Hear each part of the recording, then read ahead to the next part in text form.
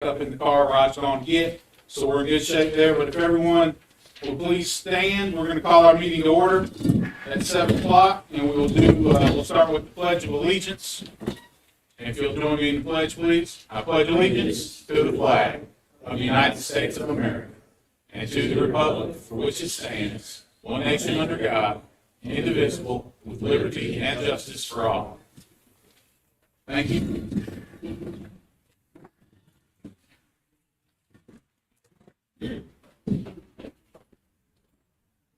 All right, up next, we will have a moment of silence.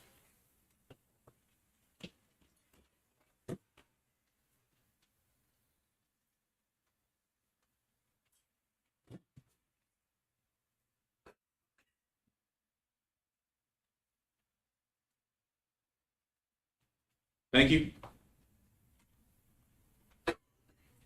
First on the agenda this evening is our agenda approval.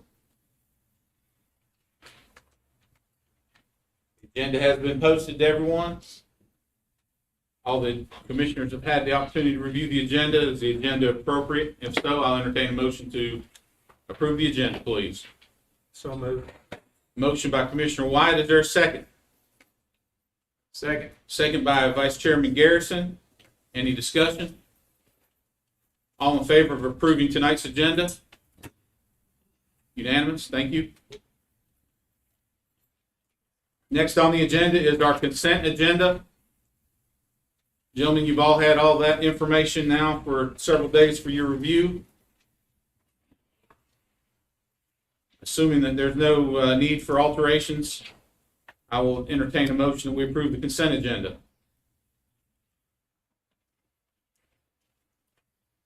I'd like to move. Motion by Commissioner Hensley, second by Commissioner Briggs. Any discussion? Hearing none, all in favor? Consent agenda is passed.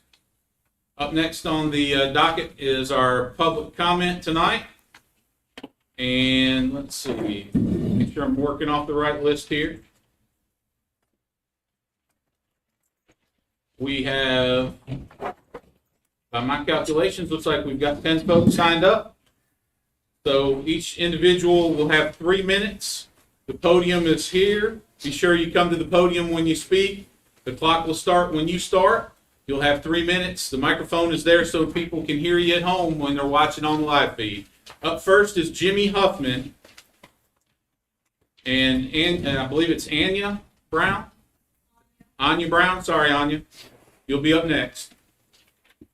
I'm Jimmy Huffman. I'm from the Fairgrounds Committee, one of the board members, and what I'd like to talk about is Forest Service needing a spot of land, and one of the spots is through the fairgrounds that they're looking at, and more or less trying to tell that it's really not a good spot for them, and it will take a lot of our property, up to about a third of it, with a road through it, and take our hookups for our people that stay the weekends to the events, all our parking.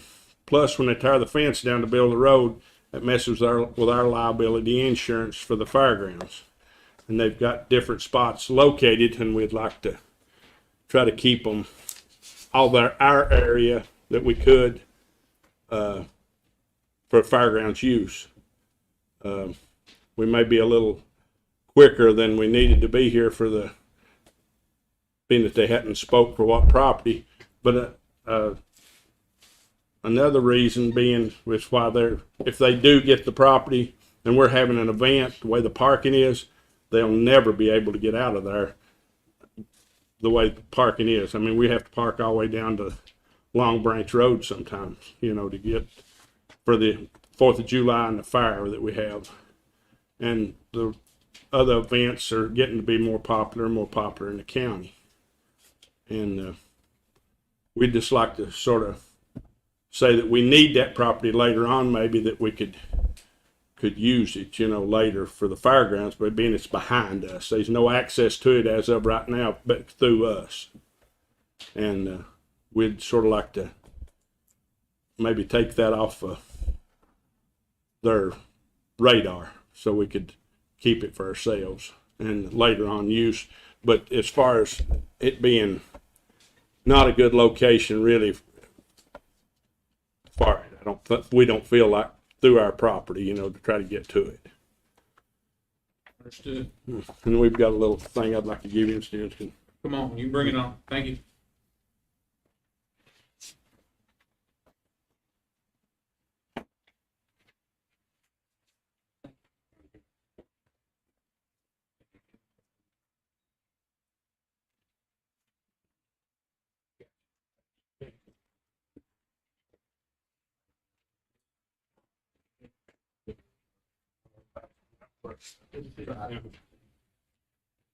Right. Okay, Anya Brown, you're up next.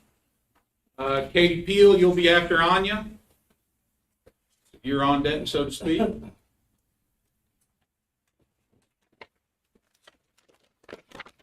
Hi, my name is Anya Brown. I'm the founder of a new youth-led organization called Teens of Madison County. You might have seen us briefly in the newspaper a couple weeks ago. I just wanted to formally introduce myself, the organization, and what we do. So TMC works to understand, preserve, and protect the past, present, and future of our community as a next generation who will inherit it. And we have a three-pronged approach of doing this. First, by understanding our community's history through speaking to and learning from those who have kept the stories of our community for generations. Second, by preserving our beautiful Appalachia environment by cleanups of our roads and our green spaces. And last, by protecting our right to know and be involved within our local government, by educating ourselves on the responsibilities of citizenship and how we can take action. That's just a general overview of what we do. Thank you all for your time. Thank you. Fantastic. Thank you very much. All right, up next is Katie Peel. And then Tommy Lauder after that. Thank you, Tom.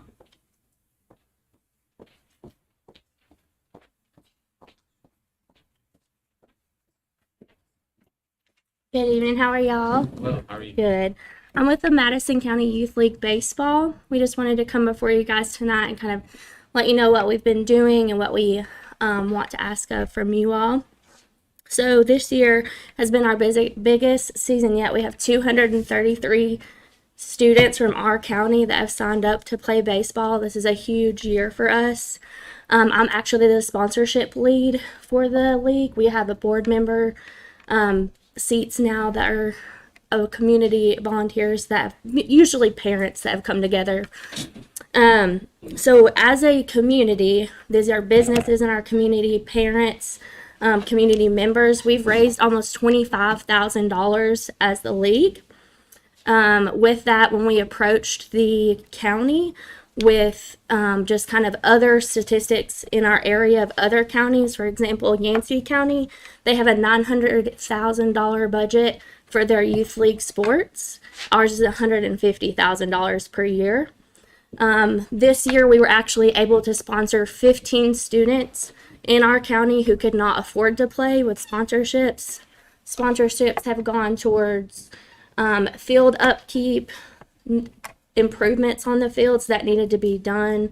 Of course, any sponsorship for a child that wants to play and not able to.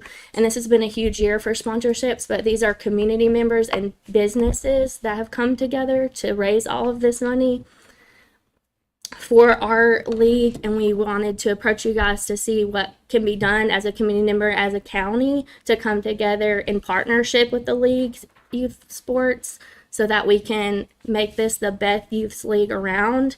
Other counties really participate in their youth leagues financially, and it would be a great start with that partnership so that we can come together and do that, community and county. And there are also two other members that will talk later on about different areas that we have going on with the league. Thank you. Very good. Thank you. Katie and Anya both, just so you know, public comment, we don't, it's not a give and take kind of Oh, thing. okay. If you get to talk, Okay. But if Katie or Anya too, if you guys stick around, I'd like to get some contact information from you guys, please. Okay. Yep. Thank you. You're welcome. Up next is Tommy Lauder. And while Tommy's working his way up, I'll do a quick introduction to save a little bit of time. Tommy is the field rep for Congressman Chuck Edwards. And so Tommy is kind of our go-to guy for issues here. And we appreciate Tommy coming tonight. He just wanted to introduce himself, but we'll start the clock on Tommy, please. We'll let him go. Absolutely. Hopefully I won't take 3 minutes, but I'd like to thank the commissioners, especially you, Mr. Chairman, for allowing me to be here. Obviously, County Manager Rod Honeycutt for the hospitality that he's gave Congressman Edwards and myself for the last 3 months. Congressman Edwards is committed to constituency services. He's committed to customer service.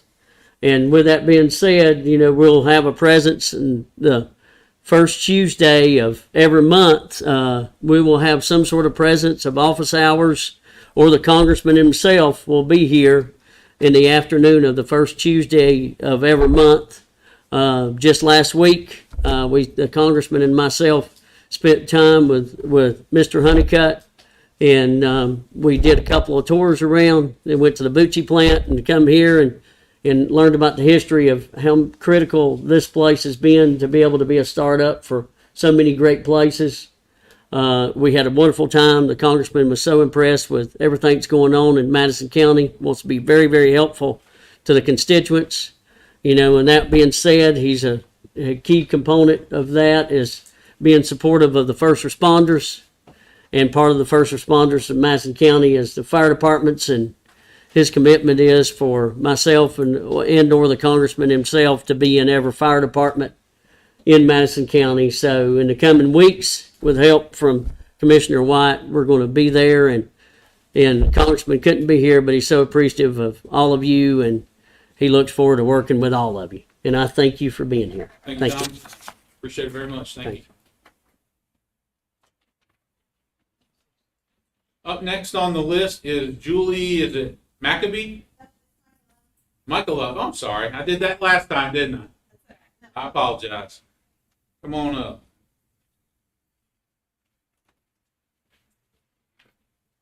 Thank you guys for hearing about our youth league tonight and everything that's going on. So we've got a lot of exciting stuff this year. It's the biggest it's ever been, as Katie had said. We've hopefully that each of you guys have received quotes and what needs to be repaired at these places. It is, these fields have not been updated since I was a kid playing on them. They are literally falling apart. It's falling in from the roof in. It really does put the county at risk. I think the quotes that we've submitted are roughly around $140,000 that would total be needed to repair these fields. That we're unable to raise from the businesses here locally, and we're unable to charge the parents to help contribute to this. We're kind of at a place to where if we don't do that, we're seeing that as you get on up through school, in middle school and high school, that kids are no longer going out to try out. We're having small numbers of tryouts because kids are leaving this county in youth league because they're going to play travel ball. Because why would you stay here in this county on fields that are dilapidated when you could join a travel team and go on that team and play at fields where counties are taking care of the fields? If we don't make improvements, we're going to continue to see it. And we see a lot of parents involved this year and a lot of parents willing to help, and a really good drive to make the fields better. They've been painting dugouts, bringing in dirt, fixing fences. But there are places where I could look at any field and think this is a huge risk, like to the county, if a kid gets hurt here. And we're bringing in Buncombe, Owen, Hominy Valley this year to Ebbs Chapel to play, where the roofs are they're falling in. We've replaced as much wood as we possibly can there. So we just really ask that you guys take those quotes and look at them. We have had a local business, Pike's Plumbing, be willing to donate $10,000 as long as the county would match it. They're just wanting to see the county also put in some investment into our youth league sports. I've got 2 small children that we want to see stay in this county. We have plenty of friends in this area that want to see their kids stay, and probably some of you have kids in this area or grandkids. And it's just, I hate to see the numbers just continue to fall off and kids continue to leave this county to go play somewhere else. It really is going to be, and most of us parents reach the point to where we think, should we just leave as well? So should we take our kids and go play somewhere else on different teams? And we're really hoping that we can drive the change, but we need you guys to be part of that. Thank you. Thank you. Up next is John Bratz.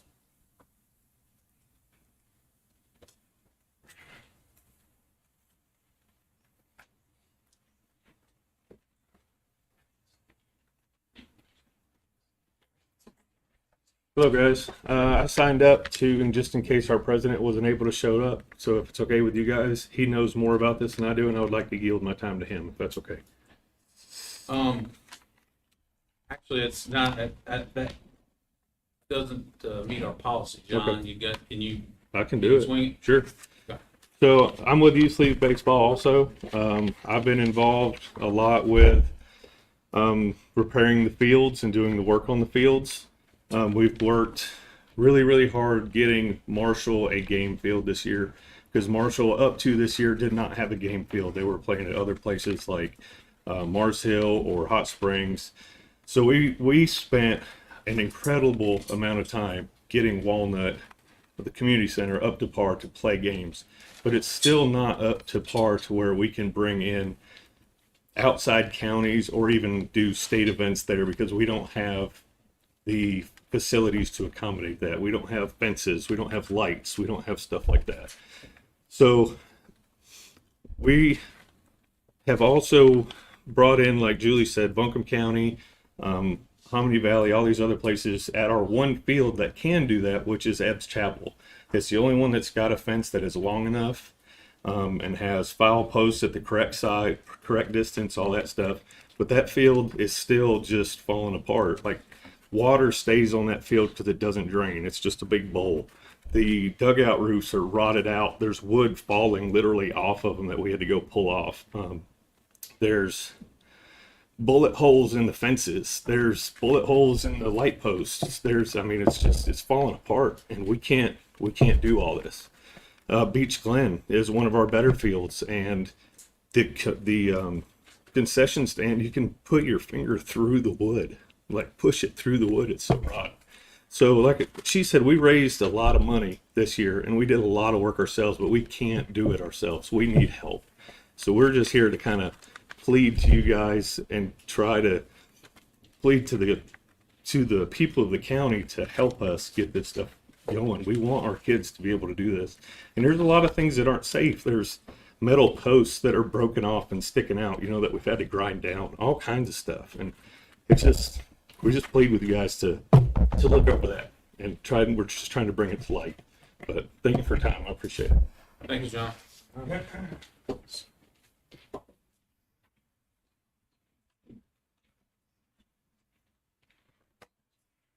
Up next on the list is Tony Ponder. Tony?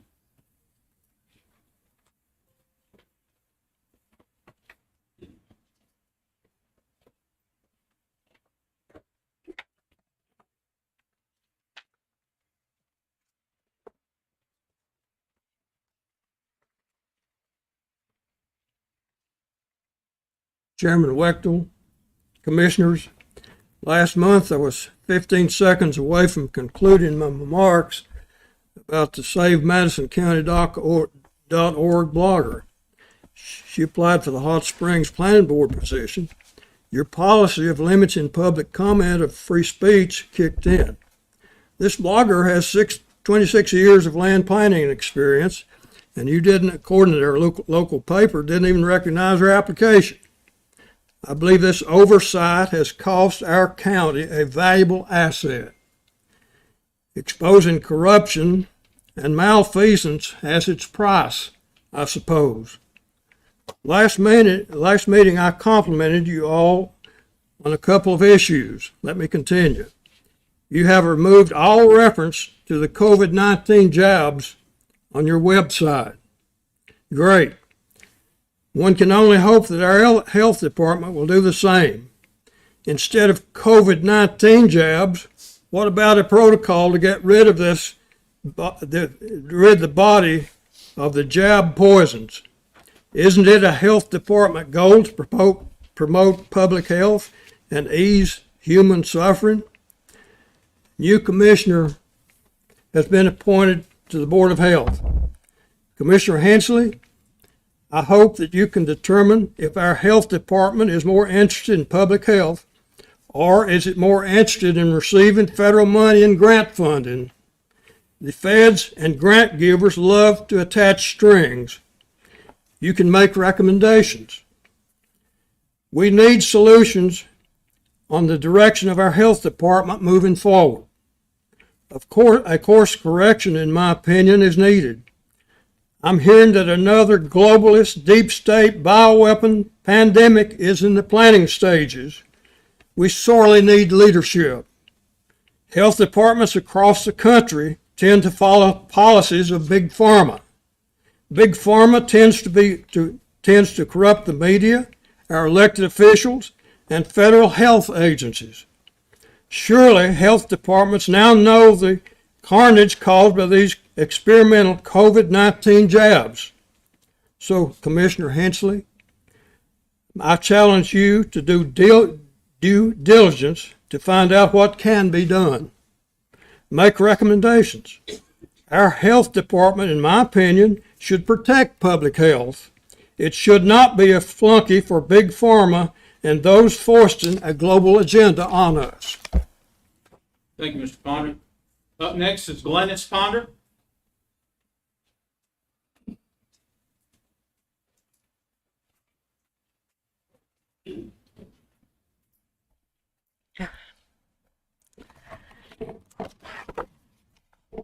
As some of you may know, I was born and raised on Big Laurel.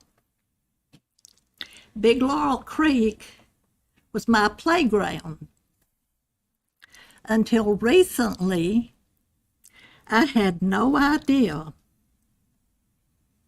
that the Mars Hill elite were getting their drinking water from my Big Laurel Creek.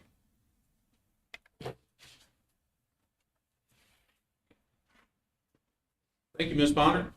Up next is Lauren Bacchus. What's the proper pronunciation, Lauren? Bacchus. I was right the first time.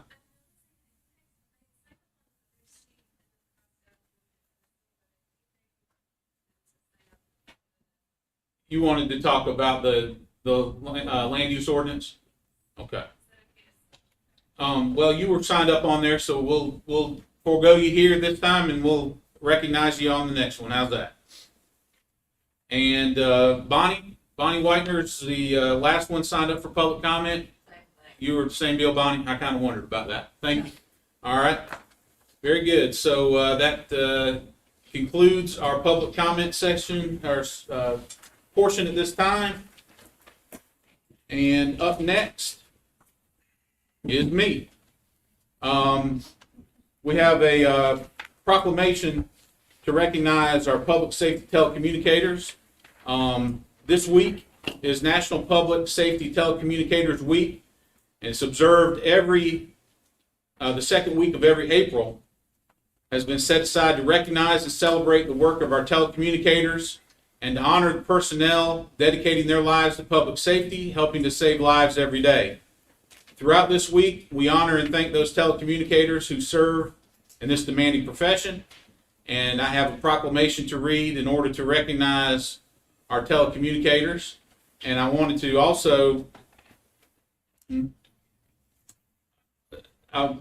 first and foremost, wanted to show you probably not gonna be able to see it well from back there, but we've had our folks design their own T-shirts. And so we're going to be providing our telecommunicators with a couple of T-shirts that they can use more or less sort of as a uniform. And we hope that they'll enjoy that. Do we have any of our telecommunicators with us this evening? We didn't know for sure. They're actually kind of short-staffed, so they're probably all hands on deck right now. So we especially recognize the fact that how well they have performed being as short-staffed as we are. And we're working to try to resolve those issues as well. But the proclamation for Public Safety Telecommunicator Week, April 9th through 15th, our Madison County Board of Commissioners have the following proclamation. Whereas emergencies that require law enforcement, fire, or emergency medical services can occur at any time. And whereas the initial first responder, public safety telecommunicators, as the initial first responder, public safety telecommunicators provide a continuous link from those in need to the emergency service providers who will be responding to assist. And whereas telecommunicators provide critical life-saving information to the public that saves lives, reduces property damage, and also works to ensure scene safety for those working in our police, EMS, and fire department families. And whereas the safety of our law enforcement officers, firefighters, and paramedics depends in part upon the quality and accuracy of the information obtained by the telecommunicators from people who contact the Emergency Communications Center. And whereas public safety telecommunicators are a lifeline for our law enforcement officers, our firefighters, and our paramedics, monitoring their activities by radio and providing them information to help ensure their safety. And whereas each public safety telecommunicator exhibits compassion, understanding, and professionalism of his or her duties, and whereas telecommunicators spend countless hours taking continuing education classes that keeps them up to date and keep their certifications up to date and provides guidance in the ever-changing world around them and in their environment. And whereas the County of Madison commends the many dedicated public safety telecommunicators whose ongoing contributions help keep our county and residents safe. Now, therefore, the Madison County Board of Commissioners does hereby proclaim and recognize April 9th through 15th, 2023 as Public Safety Telecommunicator Week, and calls upon all citizens, community agencies, faith groups, medical facilities, elected leaders, and businesses to increase their efforts to recognize and support our valuable telecommunicators. I'll enter that into the minutes, and appreciate folks hearing me out. And please, if you have the opportunity, show some appreciation to our telecommunicators. Thank you.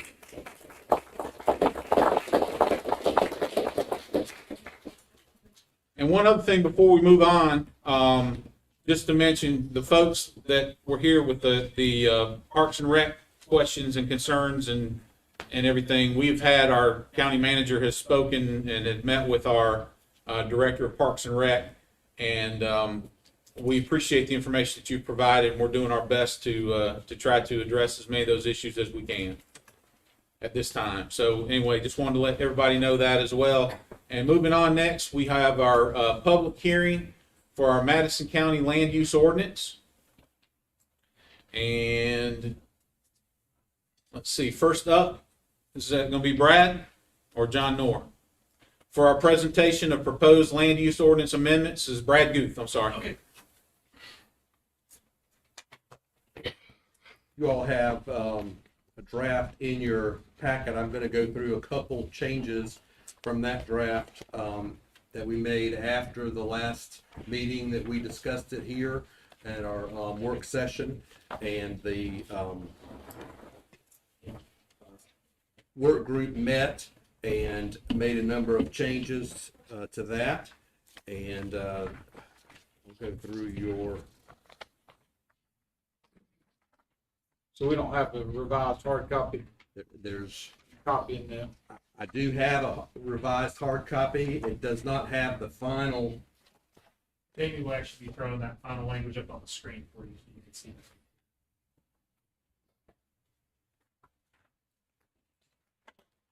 Thank you.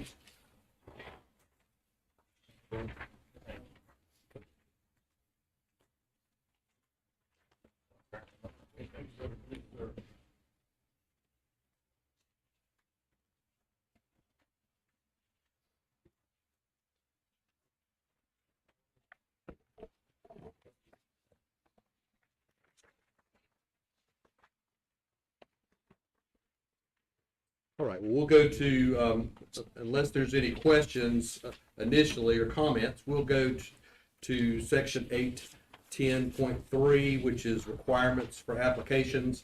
The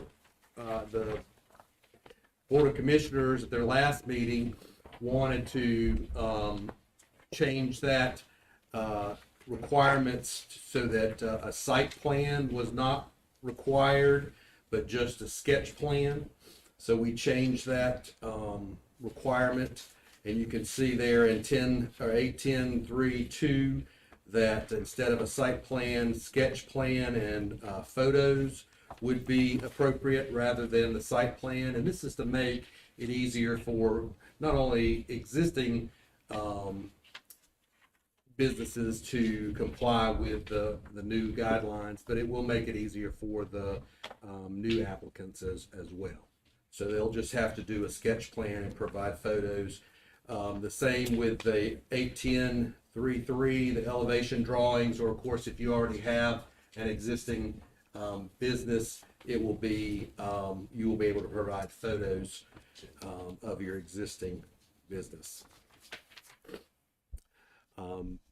The next item that's changed is the noise level, I'm sorry, the building size.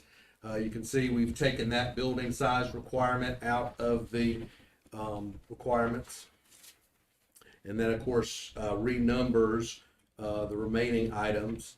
We had a number of discussions regarding the noise level and the amount of noise that shall not disrupt the land uses adjacent to the facility. And we talked about adding a requirement there for a different decibel level. Commissioner Garrison, I believe that was that 50? Yeah, I noticed that's not in here. That was just a discussion? Yeah, or that was. You're saying it's actually. We talked about that. I don't know It was that 100. The conversation was 100. 100 feet. Oh, you're saying 100 decibels. I say that. No, it's 100 decibels is pretty loud. All right. Yeah, pretty good. So 100 feet. And then the final section that was going to be changed was the 810.14, which would be the violation of special use permit. And I think John has got it up here on the screen. Since that's, it's except as specifically provided herein, if at any time after a special use permit has been issued for a special event facility and it is determined that the conditions imposed and the agreements made in the special use permit have not been or are not being fulfilled, or there has been a violation of section 810, the zoning administrator may issue a warning and the permit holder will have 10 days to come into compliance with all permit and ordinance requirements. Upon any subsequent violation, the county shall issue a notice of violation. Notice of violations may be appealed to the Board of Adjustment consistent with the procedures provided in this ordinance. If a special use permit is terminated due to the issuance of a notice of violation, it may be reinstated only after public hearing is held before the Board of Adjustment and the notice is either reversed, or in the event the notice is either affirmed or not appealed, a new special use permit is applied for and approved by the Board of Adjustment. And the general gist of that was to have the opportunity for it not to be a, one strike and you're out situation. It's going to give some opportunities for folks to come into compliance with the ordinance and not be quite as strict in terms of enforcement on that item. Brad, I just have a point of clarity. We don't actually have that word. It's Yes. not in there. Yes, sir. Just We add- just drafted that. What?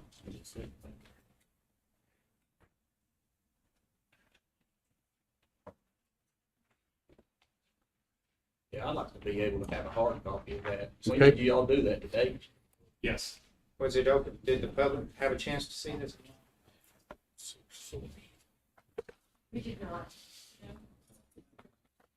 It's the first time we've seen it, I think. Yes, sir.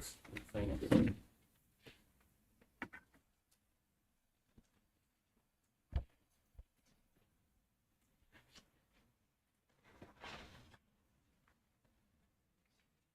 And I thought the understanding with the sketch plan and the photos was just for the existing ones. I thought that we was still gonna have to require new applicants to go through the site plan and the elevation drawings and all Okay. that.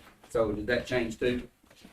Or is that your understanding that? That was the understanding of the work group, unless I misunderstood what the work group interpreted those comments New about. applications would have to go through the main process, but those that, like Jeremy said, those that's been in business for years, but just And I'm sure we can the schedule. Gentlemen, set it up that way. so our agenda, our discussion takes place after public comment. Sorry.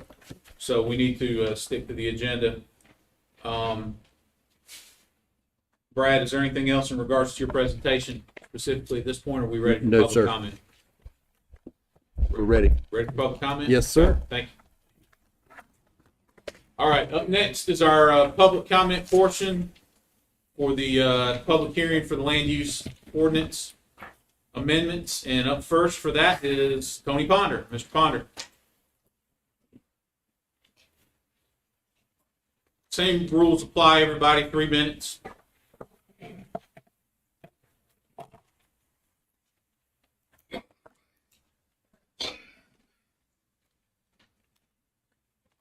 Chairman Wechtel, Commissioners, your desire to exempt churches from this land use ordinance, in my opinion, is a train wreck in the making.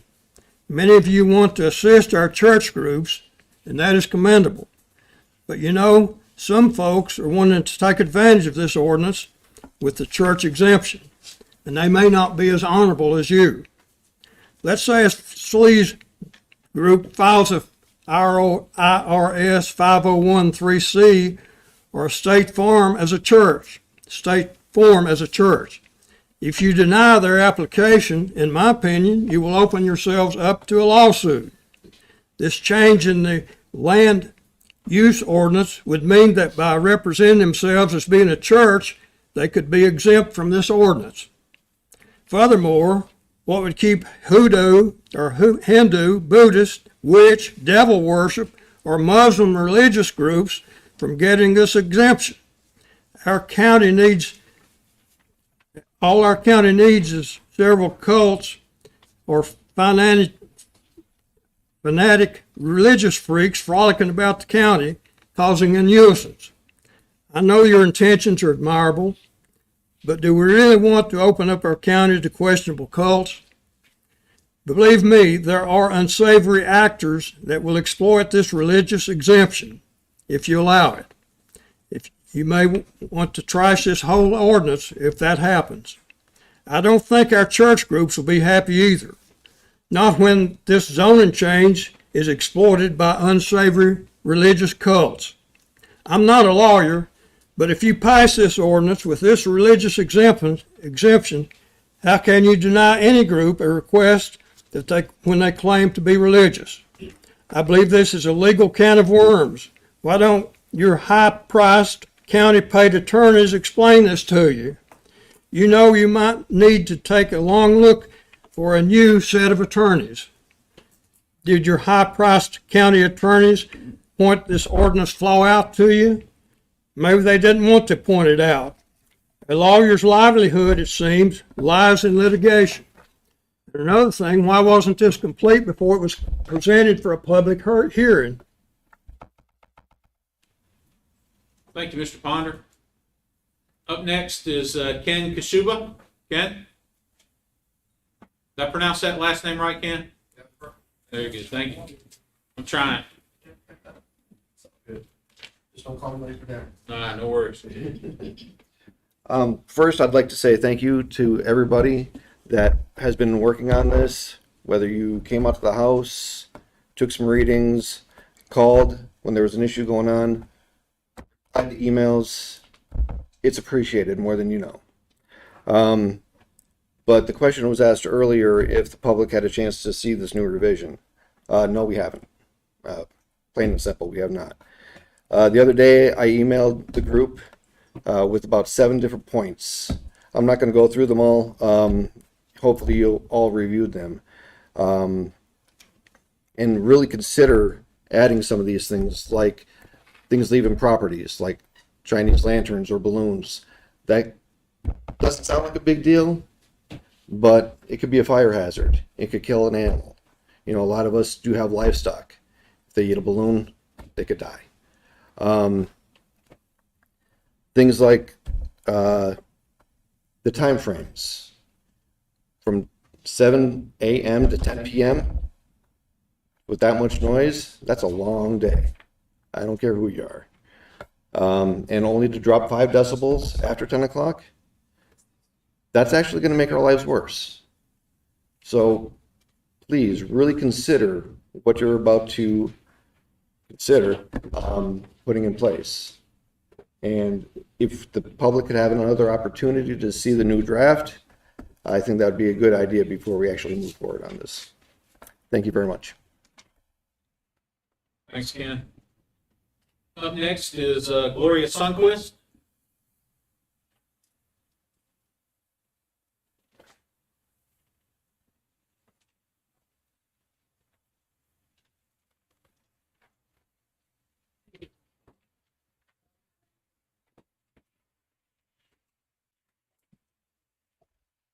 Hi. Anyway, Ken is my neighbor. We have similar concerns. We thank you all for listening to us, and I hope that you will reconsider some of these things. I've talked to Mike about it. He came out with a decibel reader. Does us absolutely no good. The purpose of the noise ordinance was to have a reasonable enjoyment, that we could have a reasonable enjoyment of our own property for our family and our friends, for our livestock, for our animals. We're not having that with an event venue above me or next door to Ken. It's not happening. So the decibel reader thing is, where do you measure that from? I'm not quite sure about that. Where are you measuring the noise from? Not from my property, I hope, because even if it measures 50 decibels, it is overpowering the whole airspace. It goes across the river, and it goes into my field, and it goes into my house. So the 50 decibel thing, whatever that means, doesn't mean a thing to me. So I would like to know where you're going to measure the noise decibel. There's so many subjective things here. That was the main objective of the old noise ordinance, was that it was too subjective, unenforceable. Well, what about this? Loud, disturbing, and unnecessary noise. Well, who's going to define that? You're going to do it by a decibel reader?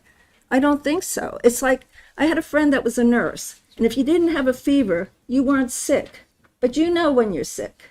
You got a stomach ache, you're throwing up, but you don't have a fever. You're not sick.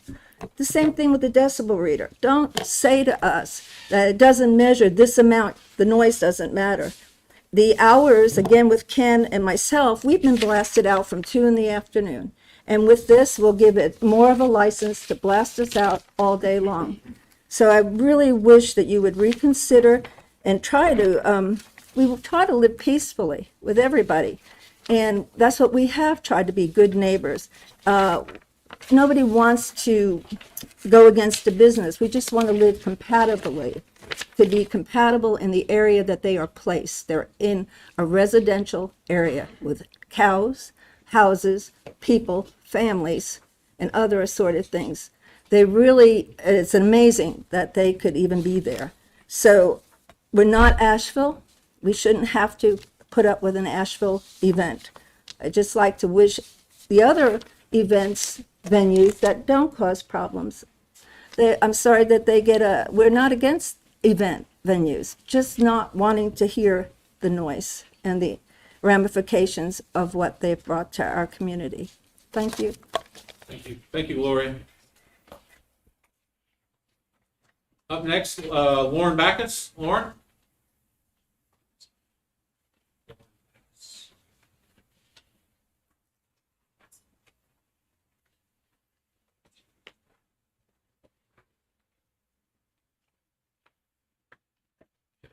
Hi, y'all.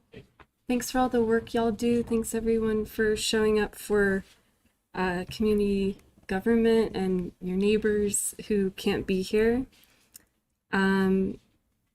I rent, so I don't, and I'm not from here, so I don't want to misrepresent that I'm also a newcomer, and I don't want to misrepresent that I'm not speaking for anyone else except myself. But I do want to share my recent observations. I live on Upper Thomas Branch Road across the ridge from the Ridge Event Center. And that event center hosts outdoor events on most weekend evenings of the warm weather months. So for people who work during the week and you get home and maybe you do some agricultural work or hunting or other activities on the weekend, and you make dinner, you make a little fire, and you're sitting on your porch, and then you hear, "Let's hear for Jesse and Jamie, woo!" And then like lots of woo woo, and I'm like way, and it echoes off all the barns and echoes off the ridge, and then when other neighbors have brought that up, and then it's like the live bands are good, but the DJs are on the more irritating side. So it's songs like "Hey, Must Be the Money," so you've worked all week and you're like sitting on your porch, and then it's like, "Hey, must be the money," and like 100 drunk people screaming that. It's not super enjoyable. That may be a good time for me to have parties too, though, so I may try that. But anyway, I just wanted to paint that as like the lived experience that I'm having renting this place. I'm about to re-sign a lease though, because I do feel really blessed to live in such a beautiful place. So I want to emphasize that it's not so much decibel, it's not so much noise. The deeper issue is what seems like a lack of respect and a lack of neighborly rapport. So I've had some neighbors who grew up on that road express what I just shared about their experience, and they're even closer with bright lights in the windows of some elderly people's homes and lots of loud noise into the dark of night. And the response from the owner of that place was basically like, kind of screw you. And that's the response. Actually, I put up a little sign kind of near their sign to say that I was doing a craft event at my house, and I got, through Facebook Messenger, I got found and all these nasty things like, "You're trying to ruin my business, blah, blah, blah," from that owner. So anyway. Thank you, Lauren. Oh, thank y'all. Okay. Thank y'all. I just emphasize to take your time and So I gotta cut study you off, Lauren. case, That's it. Thank case you. studies. Time's up. Thank you very much. Up next is Bonnie Whitener. Bonnie?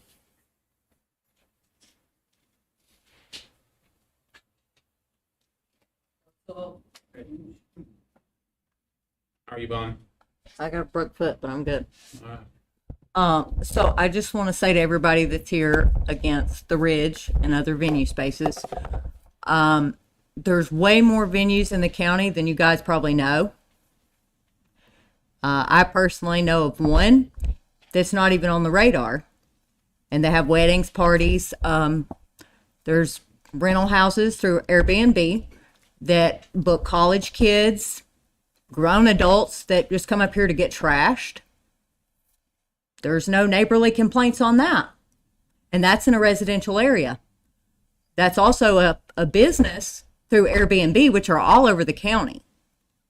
And I have been a victim in this county of discrimination, harassment against my business and myself personally. So I get it. What I ask of you guys is whatever you put in this, make sure it goes for everybody and not nitpicking one person or this person, but all this energy on Thomas Branch. So is being built. There's trucks that go in and out that didn't follow the conditional use permit. They were supposed to build their road prior to ever entering Thomas Branch, and they've used that road continuously for 2 years. And so all the neighbors that are against the Ridge, let's see the same energy towards Zoe, because Zoe's going to bring in a lot more noise, a lot more traffic, a lot of unwanted things in this county. So I just want to make sure y'all have that same energy when that's ready that you're putting against the Ridge and other venue spaces. Thank you. Thank you, Bonnie. Yep. All right, that closes our public comment portion of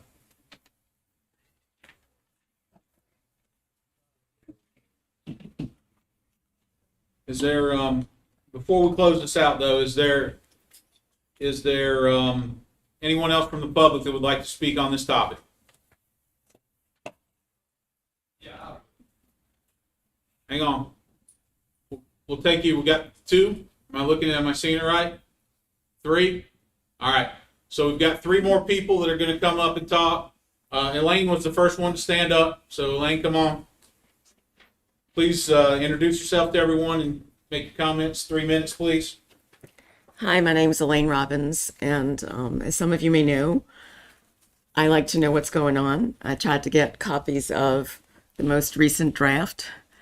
Went down to where it was told it was published. No one was there. Chased Brad around. He's always out and about. He was kind enough. He sent me a draft back. Talked to him when I came in this evening, asked was there a hard copy, because I know Mr. Garrison was trying to get us one. And he said no, there wasn't. And then I was very surprised to see that there's a draft that no one has seen. So, of course, no one out in the community has had a chance to sleep on it, contemplate it, send you their thoughts, come up and speak. I don't think that's the right process. Thank you, Elaine.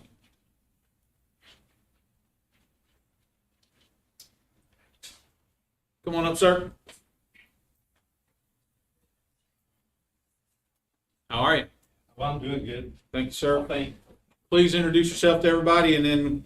I'm Bodie Evans. I live on Upper Thomas Branch Road. I'd like to speak to the lady just got up and talked. There's one big difference, one humongous difference. So we are trying to be neighbors. Ask them to work on the road, they work on the road.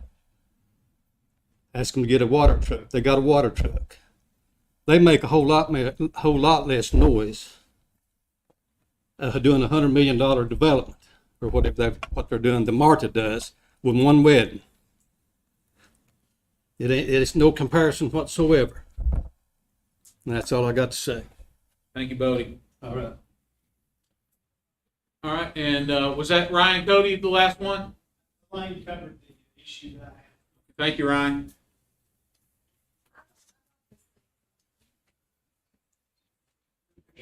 Step up, Miss Ponder.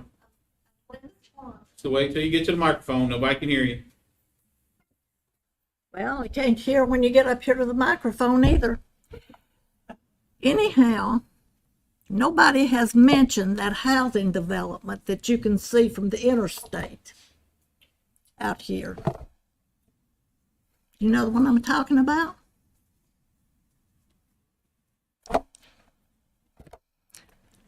If you go out through Mars Hill and turn to go to Johnson City, there's houses up on top of that hill. And I have not heard anyone say anything about that housing development. It popped up there.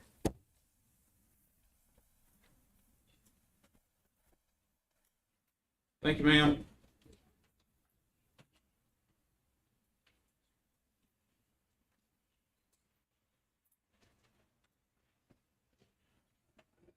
Last call. Anyone else?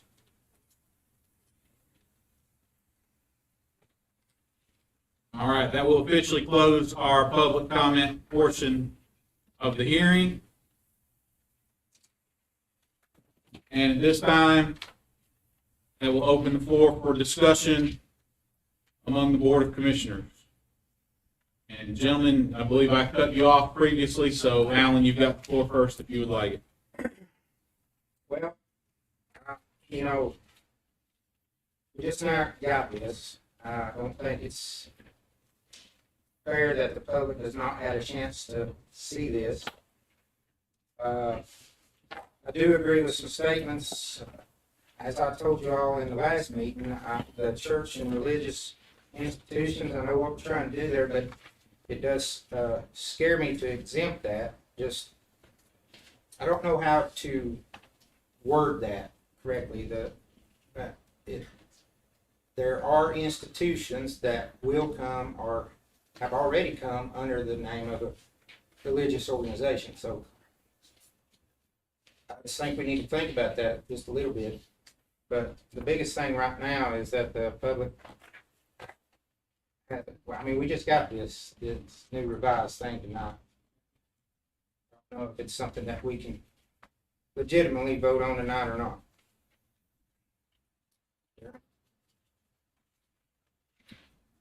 Well, to answer a few questions like Ken Kashuba had, the amplified music is stopping at 10 o'clock. It's not that the decimal levels are going to go down, right? I mean, it stops according to the noise ordinance, right? You know, he made the comment that. Well, we haven't discussed the noise ordinance yet tonight, but To answer his question, and it's going to stop. According to the noise ordinance, the music will stop at 10 o'clock. It's not going to go down 5 decibels. It's going to stop. Yeah, and I ain't happy about just getting this today, neither. And also, lights. We mentioned lights last time, and I don't see nothing lights in here. Is that not in here neither? No, sir. So why not? We just didn't discuss it at the work group meeting.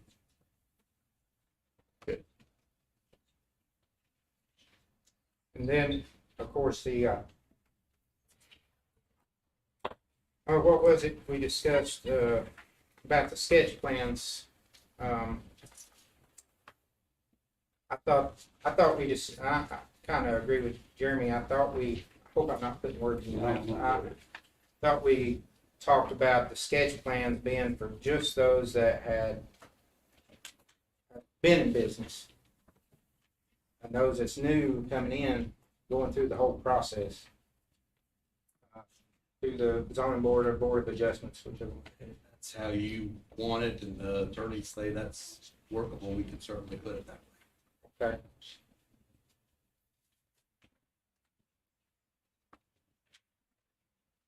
I'll answer just that on just a little bit. Jeremy, I don't think there is a cutoff, so you know, amplification anywhere. But according to the noise ordinance. In response to Commissioner Wyatt's question,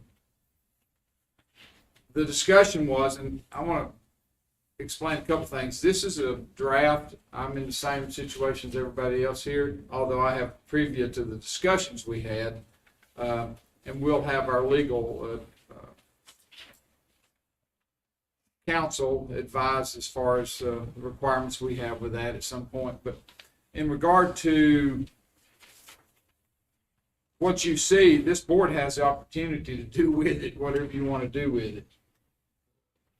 So if there's things you want to modify, change, if you want to do nothing, if you want to scrap the whole thing, this board, that's what we're having. It's what we had the work session for, and that's what we're having this discussion for.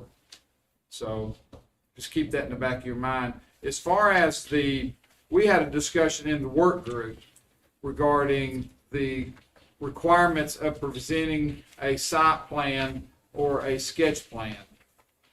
And the reality of it is, from the work group, we don't care what you present, as long as it meets the justification and it explains what it is you're doing. Now, those that are already in existence, those venues that are already there, they have a photo. Well, a picture's worth 1,000 words. So obviously, if they've got a photo, that would sure help.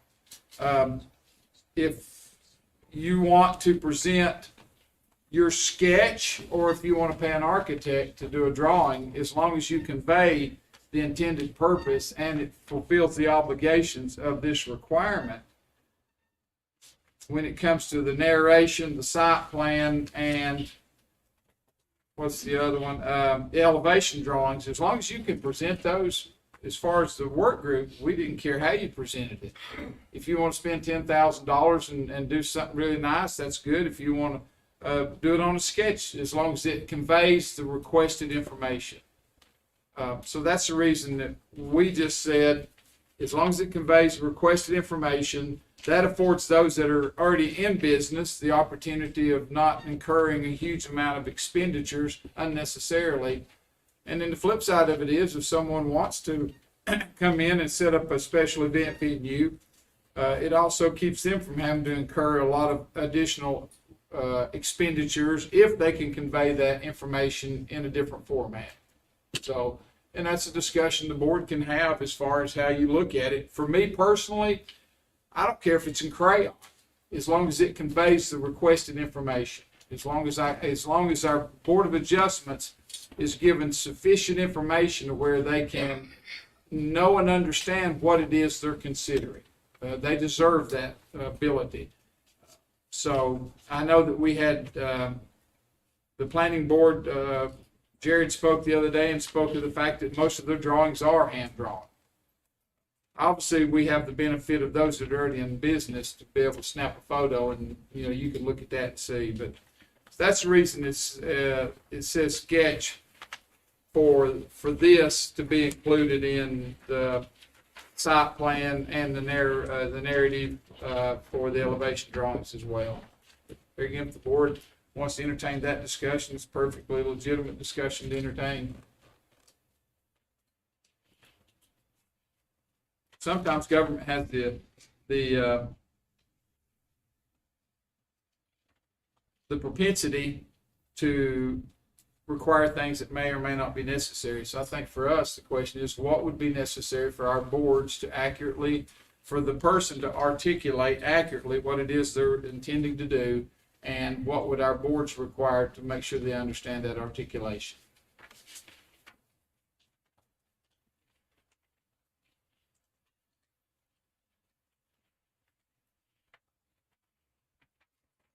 If we could get just a little bit, just while everybody's scanning this over, John Noor, regarding the county's responsibility of due diligence to post documents in regard to public review. We've been getting input all along. It's been hugely beneficial. But, what kind of requirements do we have on that? And also, maybe someone can advise us on the timeliness of what we do tonight, as far as how that has implications for the moratorium. Happy to do that. So I'll start out with the first one. The version that you have up here in your packets is exactly what staff had prepared, with the exception of the very last section, the violation section. And I'm a big fan of taking responsibility for things when that falls on your shoulders. And the reason why that is not in the form, and I could ask Jeremy or Jamie to pop that back up on the screen if he doesn't mind, is that I was in the moratorium meeting on Monday and was not able to get that language crafted until today. And I will say, Donnie can advise you as well. You notice these hearings, you provide the most current drafts that you have at that point, or indicate where you can find them, but that doesn't mean that draft gets locked in stone. Staff can continue to make changes to that draft up until the moment it comes to you all to bring into the product feedback that's being received and what is being recommended to this board, and you all can take it, leave it, change it. The purpose of tonight's meeting is to look at this language and tweak it how you want it. So I will personally apologize for not being able to get this 8.10.14 to you between Monday at 11 and today. That falls on my shoulders. That's not on Brad, and that is not on Mandy. Now, the rest of the version, staff did that, and a lot of those changes occurred, I think, after I had to leave the moratorium meeting on Monday. But I wanted you all to understand where this language came from and why there was the delay. I simply was not able to get to it until today. It does not affect your ability to vote on this tonight. It does not affect your ability to change it, modify it, amend it. And the changes that are reflected here come directly out of the feedback that was provided by the planning board at its meeting about creating more process so that an initial violation doesn't automatically result in permits pulled. What this does is it puts in a situation where you get a warning, you get time to correct it. Under state law, the zoning administrator could even, in their own discretion, extend it beyond 10 days if they felt like that was appropriate. The ordinance says 10 days, but they have that discretion to do that. And then it's subsequent violations that result in the issuance of a notice of violation that still doesn't automatically terminate the permit, but is a violation that then, if someone disagrees with, says, no, we weren't doing that, that wasn't us, they can appeal to your Board of Adjustment, and then they have a body that reviews that, and if they're not happy with that decision, they can appeal that to Superior Court, Court of Appeals, Supreme Court of North Carolina. So multiple steps of process that reflect the feedback that you had in your last meeting and that your planning board gave as well. So I'm happy to answer it. Does that get to what you were talking about with the timing, Commissioner Garrison? Well, also the timing of, Oh, the moratorium. You did ask about that. The moratorium, I believe, I'm forgetting the exact date, but it's the end of this month in April, maybe the 23rd or 24th, somewhere in that. I have to pull up the resolution that y'all passed in December to extend that. And so you have a moratorium. You'd want to complete this process before the expiration of the moratorium. That's at the end of this month. thanks, John.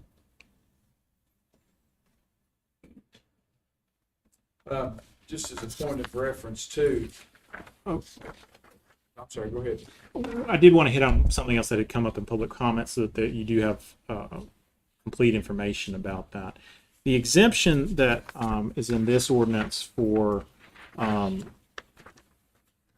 churches and religious institutions, you'll notice that's a capitalized and defined term in this ordinance. And that's partially because those entities, they are not, I want to make sure people are clear, they are not exempted from the zoning code. They are not free to do whatever they want, period. They are regulated through other provisions in your zoning code for churches and religious institutions. What this is saying is that a church and religious institution will not automatically be considered a special event facility. So it's clarifying churches and religious institutions are one defined term, special event facility is a different kind. I want to make sure people understand that, and that this is not an exemption, it is a clarification of knowing exactly what we're talking about.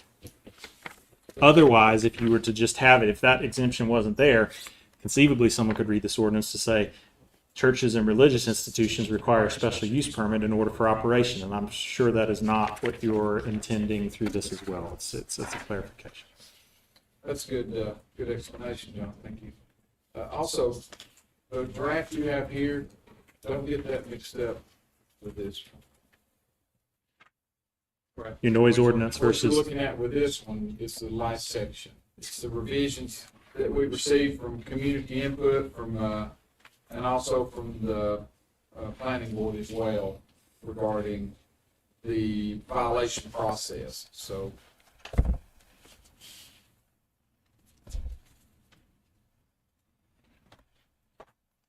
And I'll just put out, if folks are wanting to make specific changes, that's Brad and my role here tonight as well, is to document those changes so that they're reflected in the final version exactly how you want them. And again, Donnie can advise you that there's a lot of cases where things get tweaked at the final meeting to say, we want to change this comma here, we want to change this language there. It rarely is perfectly the way it comes to you the night of the hearing.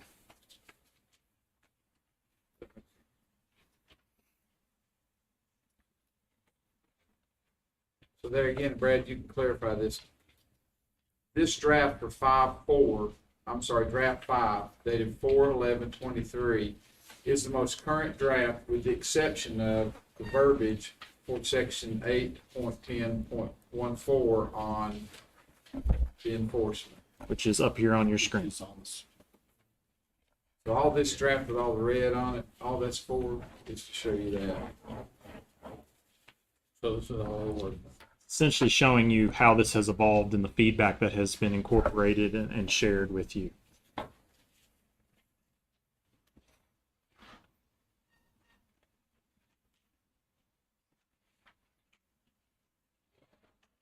Brad referenced it earlier in section 8.10.6 under noise level.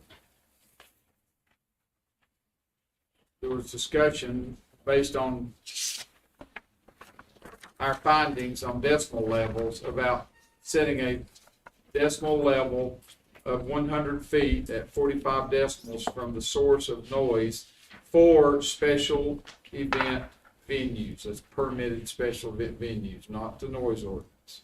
Yeah, and I think that's an important distinction. These are two separate standards, and whether you think it should be 40 or some other number, et cetera, or 100 or 150 feet or something like that, your noise ordinance applies to everybody across the county. It is a countywide baseline. This would be in addition to that. for only special event facilities. And it's 45 at 100 foot. I think Commissioner Garrison's was 40 at 100 foot is what he, 45. 45, sorry. Foot. That was the discussion. The previous version had it synonymous with your noise ordinance, if you're wondering. So what it had. just to clarify, that's 45 decibels from 100 feet of the origin of the noise, or 100 feet from the property line? From the source. The discussion has been that the decimal meter didn't necessarily address noise emitting from noise sources on special events. Meaning, if we set a decimal level at 50, field testing proved that even noise that was exceptionally loud would only register 46 to 48. Even at 2,000 feet away, you could still audibly understand the song that was being played, and the decimal level was 43. So obviously the decimal would not fix that problem. At the same time, if you lower the general decimal level readings for all noise to 45, you catch everybody in the net. The person who's warming up their tractor and trailer in the morning, the auctioneer who's doing their auctioning, you catch everybody. So that's kind of the dilemma. But to be clear, it wouldn't catch the tractor because this is only a special event facility. It's only. No, I'm saying if we adjusted it on the noise ordinance. Correct. The noise ordinance wasn't going to fix the special event venue problem. Yeah, this only applies to the special So event. that's why, we're entertaining setting a different noise level for special event venues.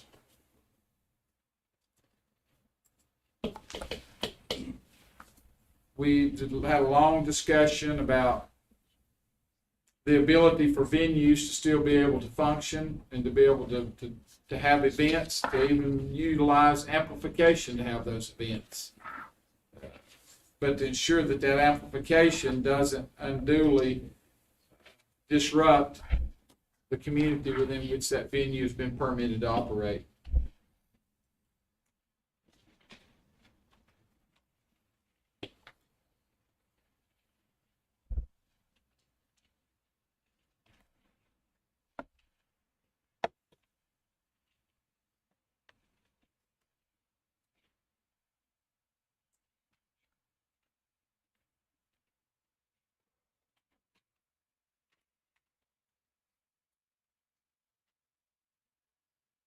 Any additional discussion or questions?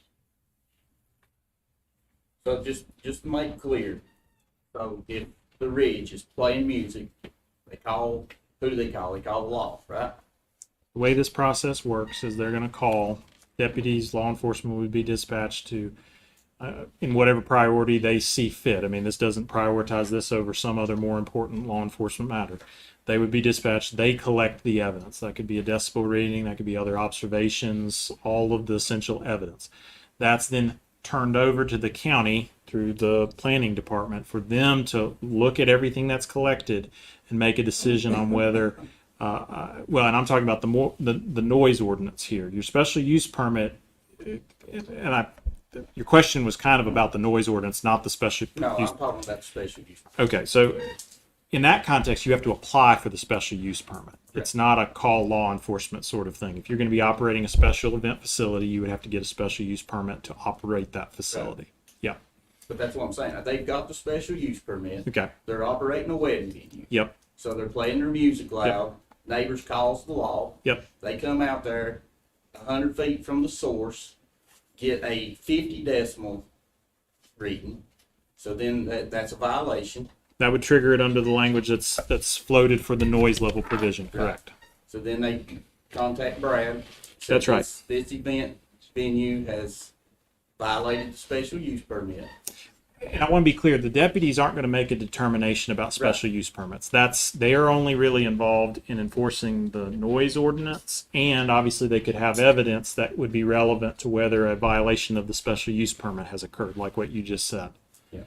That it's exceeded the 45 level. So then they tell Brad. Yep. Brad sends them a warning. They've Correct. got 10 days Correct. to fix the problem. Fix the problem. They could I mean, if this is a speaker issue, it could be correcting the speakers. If it could be, next time, just lowering the volume. Right. Any number of ways to correct that, putting events inside a building versus outside a building. I mean, there's lots of ways for them to do it, but they have an opportunity to fix that problem before anything happens. Okay, what if they do it on Friday night, have another wedding on Saturday night, and they've got 10 days already since Friday night?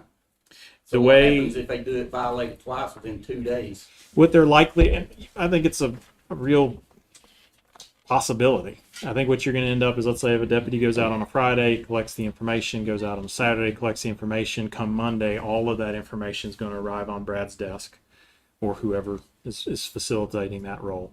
And then he's going to be issuing a warning related to Friday and Saturday. I mean, they still, no matter if they were to do this back to back on a weekend, I mean, there's not much we can do until that warning is issued and they're given 10 days to correct it. Yeah, I want to clarify something. Noise seems to be the conversation. When we talk about violations, this process is the same process that we do every day when it comes to people violating any aspect of a special use permit. So if we get an allegation that someone's violated whatever conditions of a special use permit, or they're operating outside the scope of not having a special use permit for a particular location, then what would happen is that information would be passed on to the planning and zoning, to the developmental director. That person would then in turn do an investigative follow-up. They'd make contact with the owners or the operators of that particular business and advise them that they're either not in compliance with the conditions of their current special use permit, or that they don't have a special use permit to start with. And then the expectation would be that they would either come into compliance with their special use permit as it is listed, or that they would apply for and go through the process of obtaining a special use permit. And if that would be that step, and I'll let you guys speak to that. And then the next step would be if they continue to violate either their conditions of special use permit, whatever they are, or that they continue to operate whatever business it is without having a special use permit, then they would be found to be out of Notice of violation is issued. A notice of violation is issued, and then at that point we start a whole different process. Yeah, and I think that's well said. You'd asked me about noise, so I responded to noise. If they don't have the if there's any other aspect that they're not in compliance with, it would trigger the same process. But you're not going to have deputies coming out if someone's saying, well, your setbacks aren't quite right, or your buffer, or etc. That's just that's going to be reported to Brad directly, and he'll investigate before any warning is issued. And then once the warning's issued and they're still either out of compliance, or they're out of compliance period, they either don't have a permit or out of compliance with the permit they have, then the next process would be. Yeah, if they're out of compliance, the notice of violation is issued. Again, if it's related to this specific event, permit's already been issued, they have a special event facility permit, they get the warning, they have 10 days to correct. If it happens again, they get a notice of violation. If they disagree with the notice of violation, they can appeal that to the Board of Adjustment and argue their case in front of the board as to why the county's got it wrong. Wasn't us, it's not that loud, the trees are where they're supposed to be. Our setbacks are correct. The measurement was taken. Fill in the blank. Any of the problems that could come up, they have ability to challenge that in front of the board before anything happens to their permit. The permit is not immediately suspended in any way. And that's the due process. Correct. It actually involves not just developmental services, but also we have folks here tonight from our Board of Adjustments, and that would be part of their responsibilities then, would be able to hear the complaints. And they get their day in front of the board, and if they want, in front of a court before they lose that permit. And that's, again, based on the feedback that came out of the planning board. That process was changed from the prior versions to incorporate those multiple steps. So how many? Okay, so they get a notice of violation. They get 10 days to correct it.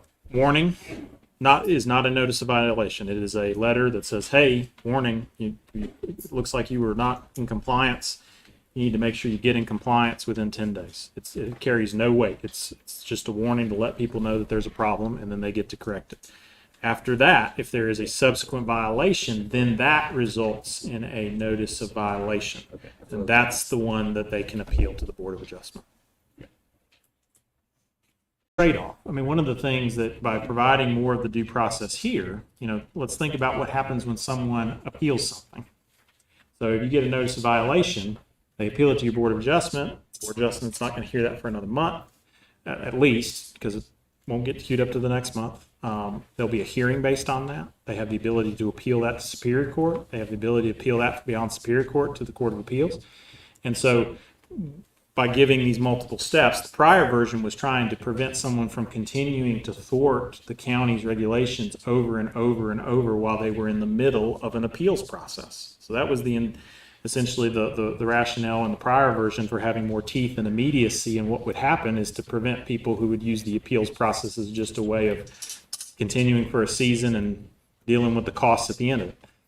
Based on the feedback you got, the draft has evolved to provide more process, but there's no perfect way to. There would still be some teeth in a B if you assess a monetary violation. Correct. And then they lose the appeal, then the monetary violation would kick in to the date of the NOV, so you could have substantial That is correct. monetary violations that would accrue during the delay. If they appeal, they take it to court, and they ultimately lose. It's kind of what your zoo case is an example of, where things just kept rolling and rolling and rolling, and eventually when the property was sold, you all were able to recover on that. So are we gonna put, so on 8.10.6, all special event facilities shall adhere to the Madison County noise ordinance? That's the current version, and I think what Commissioner Garrettson was proposing coming out of the moratorium group, it would be sort of changed to Yes. all special event facilities shall maintain a 40 decibel limit within 100 feet of the noise source, if I heard him correctly. 45. 45, sorry, I keep mixing those two up. Feet. 45 Decibels within 100 feet of the noise source. But that's That's that sort will of, be put in this. if you all were to say that's what we want, that's what will be inserted into that. John, is just a point of discussion under the 8.10.4, the violations of special use permit. Let's say hypothetically someone violates a condition of their special use permit and they're found to be in violation. The Planning and Zoning Development Services issues a warning to them, and then 9 months later they have the same violation again or a different violation. How does that play into the due process here? I think that's even if it's a different violation. So maybe the first one, it's a buffer, and the second is noise. First one, you're going to get that warning. You have the opportunity to cure. The second one, I think this is where your staff has some flexibility here to say, well, if the first one was buffer, the second one, if you still have a buffer issue, we're going to issue that notice of violation. But if your second one's noise, we can issue a warning on that because that's unrelated to the first one. So it's not this, it has to be, you get one free mistake and any other mistake after that is going to result in an NOV. There's a lot of discussion. Excellent. When they do the notice of violation, then there would be opportunity for that entity to appeal that violation or to present Correct. their justifications or their argument before the Board of Adjustment. Correct. And they're entitled to be represented by a counsel at that hearing, present evidence, cross-examine witnesses, challenge any evidence the court that the county has to present as to why they violated it. It's essentially like a mini trial for them to explain exactly why they think the county's got it wrong. So with the notice, with the violation, the due process for violations of special use permit be 3 stages: a warning, a notice of violation, and then termination of the permit. I would almost call, yes, I'd say number. It's quick. I mean, the condensed version, because you've got multiple steps of appeal beyond that too, Right. that go beyond that. Sure, they can go to court. That's right. So that, you could add that one in, there would be at least 4 steps minimum. There may be more if there's some reason they're out of compliance and they're trying to bring them into compliance and they're. Yes, and staff has a inherent discretion to work with folks on things like this. And if you're wondering, well, how does this compare to how we enforce our other things? This is pretty much consistent with how you do anything else too. I mean, if someone goes out, there've been the zoo issues, junkyard issues. They go out, they talk with folks, they call up the property owner, they sit down, they have a conversation, they say, hey, here's what we're hearing, here's the problem. Let's try to work this out before even a warning letter goes out. And it's for situations where you can't come to some kind of understanding that you even get to the warning letter and 10-day corrective action, and then beyond that, the notice of violation. So this is how you deal with, you're dealing with this the way you deal with virtually everything else that's in your zoning ordinance. So if someone has a parking, they're out of compliance with their special use permit for parking, and contact is made to county representatives, so you're out of compliance with your parking. They have another event scheduled for the next weekend. It's ranged for 5 days. They don't have opportunity to bring their parking facility into compliance. They violate it again. That may be one where they're working with the. That's right. With the. That's right. There's business to come into compliance, but it may take. And your zoning administrator could, for good cause, say, you know what, that 10 days, I'm gonna give you 20. You know, this is talking about the minimum time that can be provided.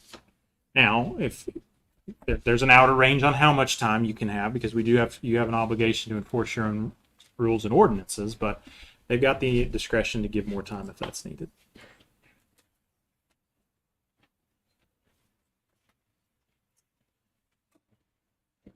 And that discretion really is the tool that lets you work with folks to get where you want to go, while also having enough teeth in your ordinance to be able to achieve your goals with those who may not want to honor the spirit of your regulations, if that's another way of saying it. Sure. If you don't put enough teeth in there, you're not going to achieve any of your goals. And sometimes the teeth look scary because people are saying, well, what happens if I mess up the first time or the second time? Well, you've got good people working for you that extend that discretion in a lot of different contexts already across the county. Brad, is it fair to say that we're talking about, not about people who are in commercial districts, we're talking about special event venues? Conflicts with residential. Conflicts with residential neighborhoods. And as a part of this, once this is ironed out, if it's approved, if the board sees fit to adopt it, then that process, could it ever be changed? Absolutely. In fact, my guess is I wouldn't hope your next meeting, but that's kind of how these things work, is you let it live for about 5-6 months, and then you might revisit it, have a report come in from your planning department, say, here's what's happened, here's how we've worked on this with the existing versus the new, here are the complaints or, supportive comments we've received, and here's some tweaks you might want to consider. And y'all obviously will hear from folks who think may not be working right or working great. And ultimately, it doesn't give a blank slate, but it gives our Board of Adjustments the freedom to hear through this due process the justifications or the lack of justifications, and to take these ordinance sections and apply them in a way that they would see and deem appropriate as a board. And that's a great point. We've spent most of our time already talking about like what happens on the back end once a permit is issued and someone who doesn't adhere to their permit. Keep in mind, the permits only get issued on the front end when the person who owns the property and the Board of Adjustment agree to the terms. So these things are things that the operator has said, I will do because I want this permit. So it's not a bunch of things that are just thrust upon them. They've already said in order to get the permit that they're going to do them. The Board of Adjustment also has the ability, when you get a project, let's say it was a project and there was a building that was going to be right next to, a subdivision that had 20, 30 homes in it. That Board of Adjustment can look at this project and say, okay, well, we're going to want some buffering over here because of the unique characteristics of your property and the proximity of what you're proposing in relationship to the abutting residential use. But if it's a property that's in the middle of nowhere and nothing is around it, they can tailor those requirements to the project as it's proposed in relationship to the neighbors. So it gives them flexibility to do that too. Okay, so one more thing about the 8.10.6, we're gonna change that where it's not gonna say Madison County noise ordinance. Yes, it'll say the language we talked about. Alright, so, but in the noise ordinance, 5.5, it says no amplified sound shall be emanated during nighttime hours. So that cuts it out at 10 o'clock. So are we gonna put something in this with a time on it? The best way I can say this is that your prior version, what is actually written on your piece of paper there, had them mirroring one another. So they were one and the same. If you choose to go with a different standard here that is the 45 decibel within 100, you will have a standard here that is different than your noise ordinance. If you want to incorporate something like what you just suggested, you can do that. Originally, the wisdom, at least in the prior drafts, was have it be consistent so that everyone knows exactly what the standards are. But you obviously can make it different for special event facilities. I'd like to see a time on that. I mean, they could play music all night long if we don't put a time on it. And please know, these are policy decisions that only you all can make. I'm not telling you they're good or they're bad or otherwise. I'm just telling you the implications of them. So if you want something like that, we can have that language inserted into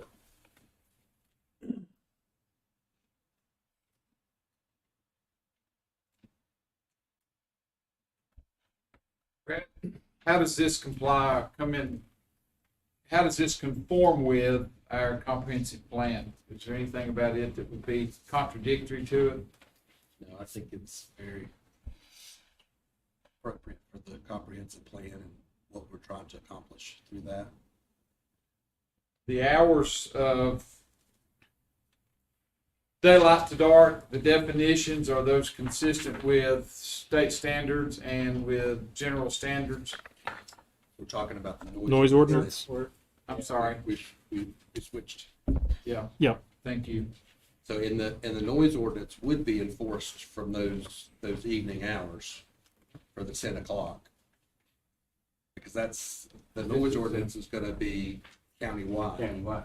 Yeah, maybe think about it as layers. Right. The noise ordinance, or I'll use another one, an umbrella. The noise ordinance covers everybody.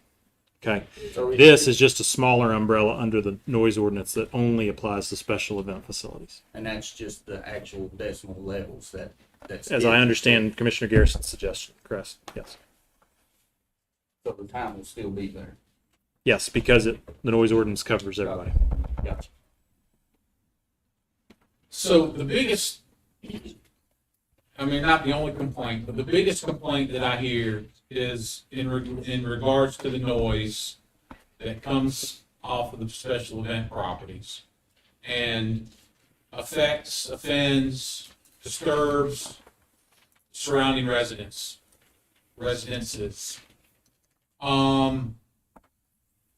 Wouldn't a lot of the problem be solved potentially if it was required that all amplified noise would have to be contained within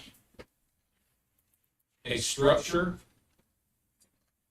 that is a complete structure, not a lean-to, not a pole barn, I'm talking a structure that is designed to help contain the noise and keep the noise at the party versus entertaining the whole neighborhood or disturbing the whole neighborhood, whichever the case may be. Would that not be a simple way to solve the problem? I always want to be careful. What I'm hearing you say is really in the line of policy, and I'm just here to give you legal advice. And y'all are the elected folks, not me. So if you're asking my personal opinion, I can answer that, but I don't want you all to confuse that as legal I advice. think that would probably be a question more Bracket. for Brad. You heard the question? It would certainly be approach to, have a enclosed or more soundproof building, is essentially what you're saying. To me, I mean, if the issue is primarily, and it's not the only issue, but the primary issue seems to be amplified sound. If the amplified sound were contained within the four walls and a roof of a structure, I think that would probably make better neighbors. You know the old saying, good fences make good neighbors?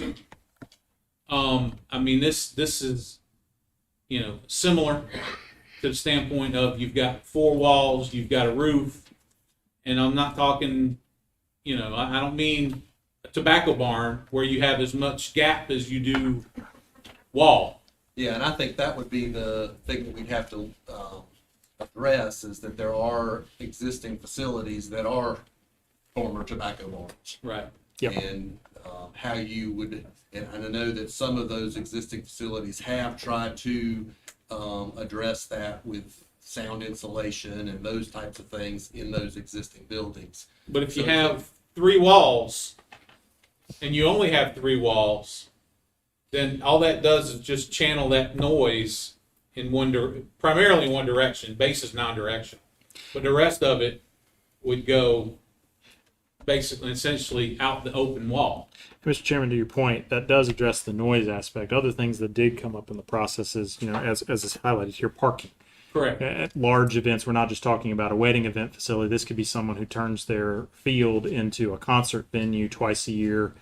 And this is saying, okay, well, if you're going to do that, we're going to make sure that you're not obstructing public right-of-ways with hundreds of vehicles of folks who are coming out for this concert. You're going to have the right parking to accommodate the size of the event that you're hosting here. So what you're saying addresses a component. Correct. But not all. And that's my point, is I'm trying to address the most egregiously complained about component. The inbox fills up with noise complaints. It doesn't, knock on wood so far, hasn't filled up with parking complaints or other things like that. But, and I'm sure we've got our Forest Service folks with us here tonight to do a presentation later. The Chinese lanterns and things of that nature, I think, make a whole lot of sense too. I mean, I think whatever your venue is and whatever the purpose of your venue is, steps need to be taken to make sure that whatever is happening at your property stays at your property.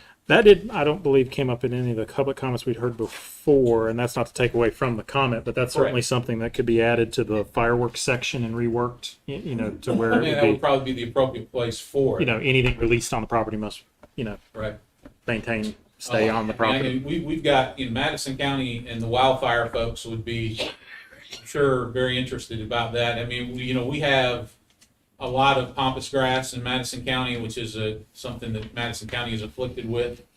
And that stuff is incredibly combustible, and when it goes rapidly. It's a perfect example where we could bring you back a component for an amendment to this if you adopted everything else and you said, but we want you to address the release of fireworks, lanterns, fill in the blank, and bring that back to us. For just that component, we could do that at a relatively soon subsequent meeting.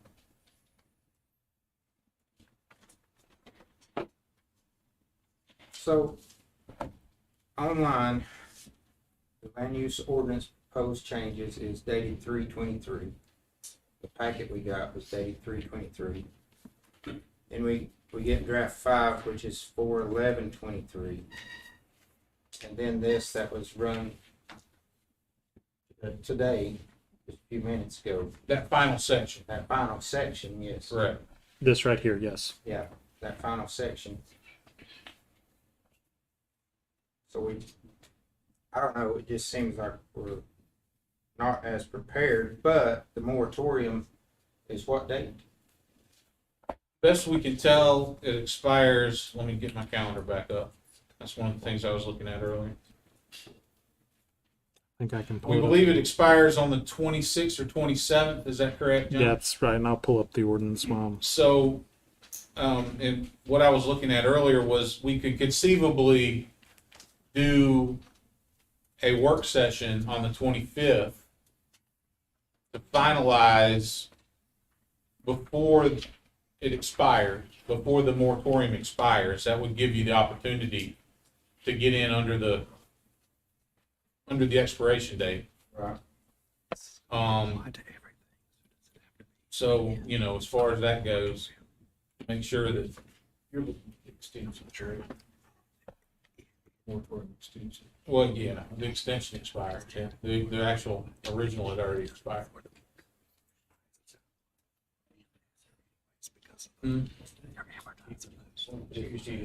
Tuesday the 25th would be a natural work session for us if you so choose. Chosen.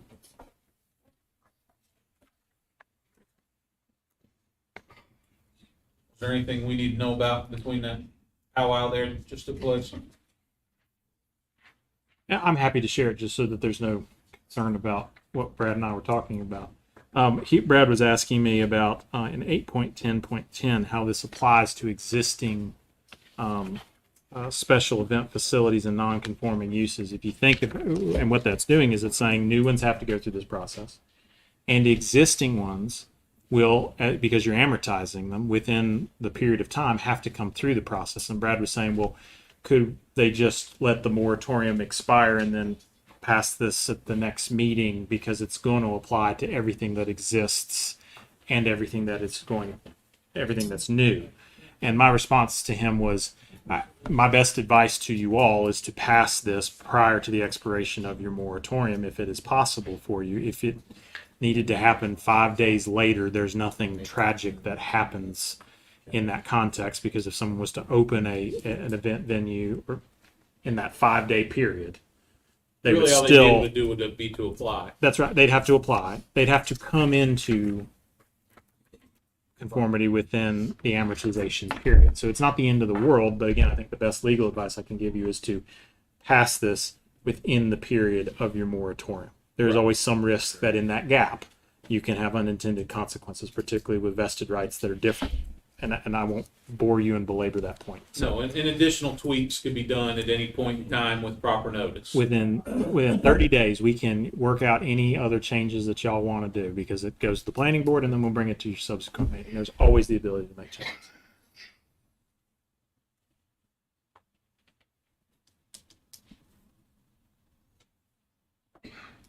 Two things that, just a point. Several people asked about what if you're having a 3-day event. We've already tasked developmental services within the future to looking at the feasibility or even the interest of developing a special event permit should someone want to come in and have a 3-day event. So that should answer that question. Also, it should be noted that we do have some venues that are open when it comes to amplification of music. They don't generate complaints. I don't know if that's because they don't have neighbors or because their neighbors like their music, but nonetheless, we do have some that are open, and we discussed in the moratorium group about restricting amplification indoors to insulated buildings, and so, you know, that would be a problem for them. But it should also be noted that at any of these points, and I believe Attorney Laws has pointed out at our work session, there's always opportunity for those that are already in operation to request a variance before the Board of Adjustments, because they're not able to come into compliance with a buffer issue or with a parking issue or whatever the elements are of this ordinance. So they do have the opportunity to at least seek for a variance to that particular issue. Just points of note. The only thing I'd add to that, Commissioner Garrison, is when you talk about someone who just wants to do a one-off, let's say someone has a house and their daughter's getting married and they want to do the ceremony and reception out at the farm. Well, that is not someone's residence. That is a farm, is not the definition of facility intended and used to accommodate private functions. It doesn't meet the definition, so it doesn't fall within it. One-offs are never going to fall within it. It's when you are intentionally saying, I want to do these on a regular basis. This is my business plan, or this is what, even a nonprofit that was going to do it and wasn't trying to make money. That's when you fall into this definition. I think what Commissioner Garrison is speaking of is an existing facility that may have a building on it that does not meet the setback requirements here, and they can't move their building, but other than the being close to the line, they're in total compliance, and then based upon that, they can receive a variance to the. They can apply for a variance, and they would have to meet that standard. And I also don't want to, variance standard is it's essentially we're giving you an exception to all the rules, because essentially you couldn't operate but for that exception. But it isn't a thing that just because I don't feel like I could move it, or it's even expensive for me to do that, they have to qualify for the variance. I don't want to make people think that it's a freebie. You apply for the variance and it automatically happens. They'd have to meet the standard. Well, the variance wouldn't absolve them from all the rules anyway. Correct. It would be a specific It's rule. would it not? rule tailored to one thing, not all the rules. In fact, you can't get a variance that absolves you of all the rules. That's illegal. And John, it is on here at the very bottom of the draft 5 that as far as the application, that the county could, at the recommendation of the board, draft a fee schedule under the county's fees that's specific for a reduced fee for those that are having to apply that are currently existing. I think that would be absolutely. You could have regular special use permit applications and the special application for a special event facility and have a differing fee amount for those. Yes, if that's what you're talking about. What if it's an event facility that's never been permitted? You could have. I'm not saying that's happening. You have the ability to distinguish between your fees for a rational basis. So if you were to say for our amortization for our existing ones, we don't want to put a burden on them to have to do this. We're going to have it be $25 versus what your normal one is. I think you could do that as part of your amortization plan for the existing ones. That'd be a rational reason to do that.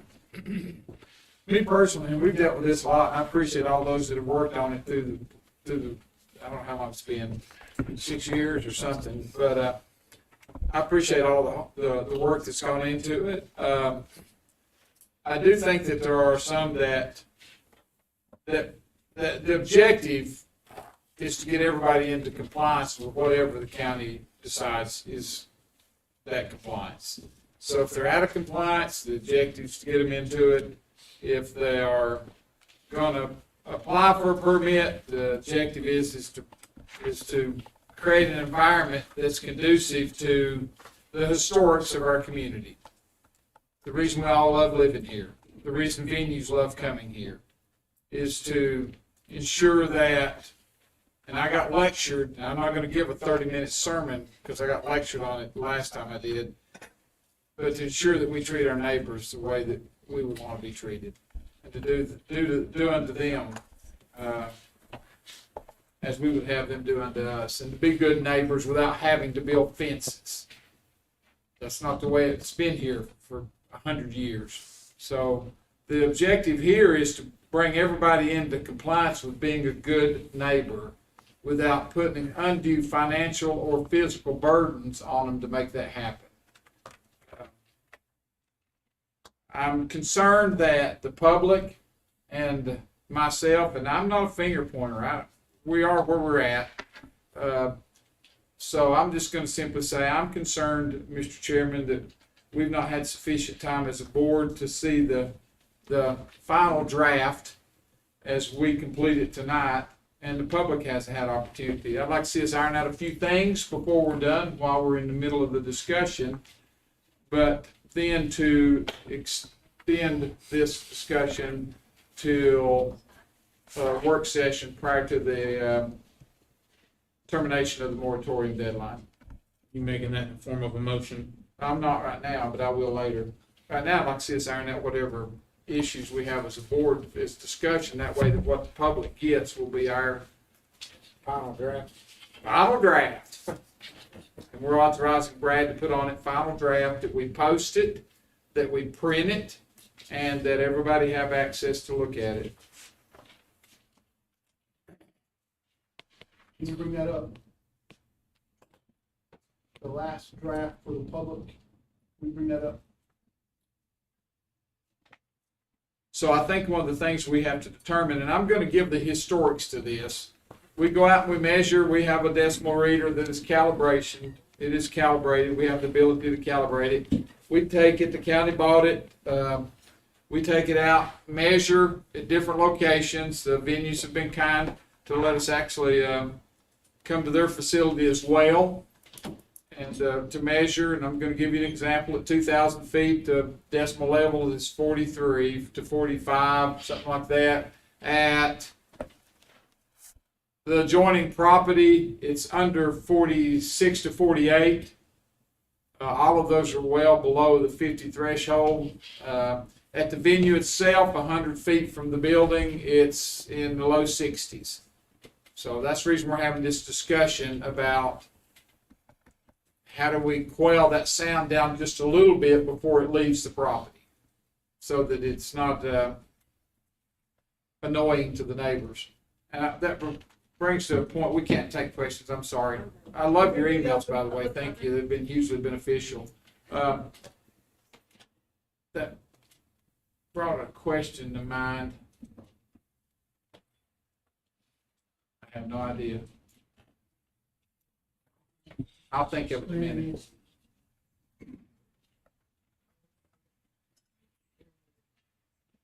Commissioner Garrison, do you want to confirm the language that you'd like in that section so that Under 8.10.6 under noise level. correct, and then we'll have a firm understanding of exactly the language that you're The looking. group discussion was that When you, and then, just to clarify, you're talking work group. the other work group, the moratorium work group's discussion was any noise emitting more than 100 feet, that the decimal level be at 100 feet 45 from the source. And if I might 45 decibels. propose maybe just a friendly tweaking of that the sound level within 100 feet of the sound source is 45 decibel units. That's what we would, if you all want that, that is what we would insert into the language there.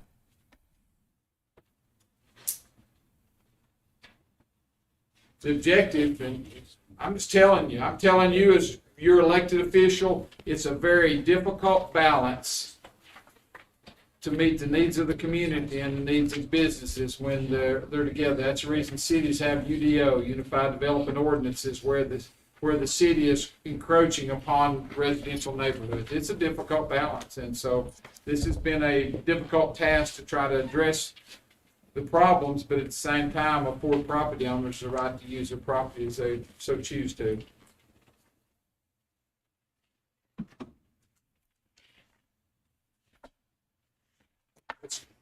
Anyone have any objections to the language proposed by John on that?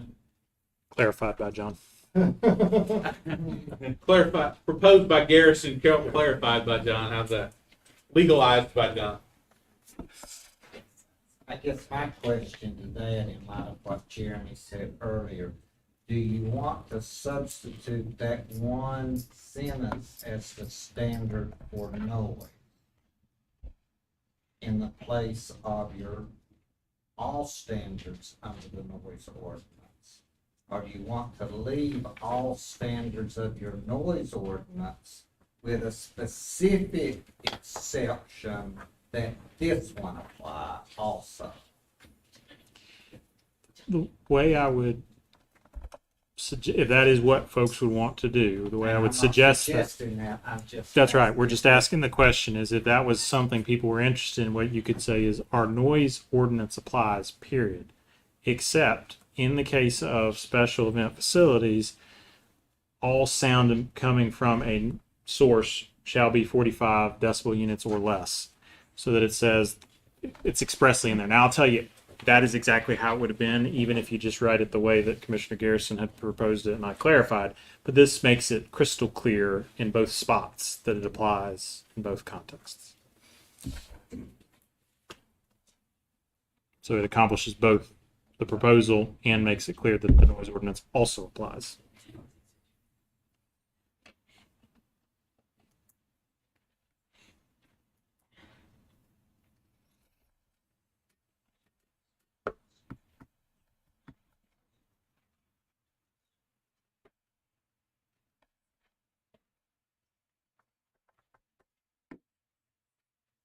Are we gonna put anything about lights in here? It's up for discussion. What's your proposal? Well, I think something needs to be in there about lights, because that could be just as bad as noise shining on somebody's house. Especially if they live closer. Only for event.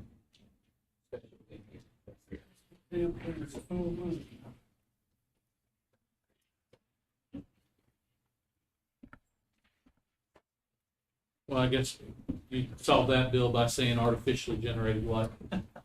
How's that? Since we can't control the sun or how it reflects off the moon. Are you entertaining not pollution, or are you entertaining spotlights? Just entertaining, I guess, spotlights.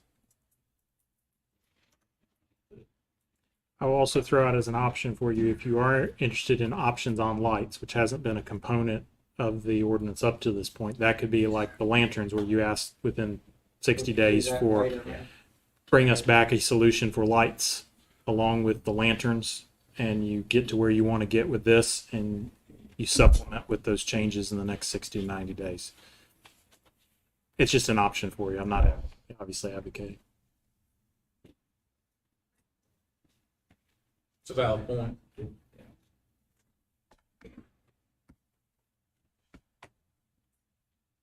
What other suggestions, gentlemen?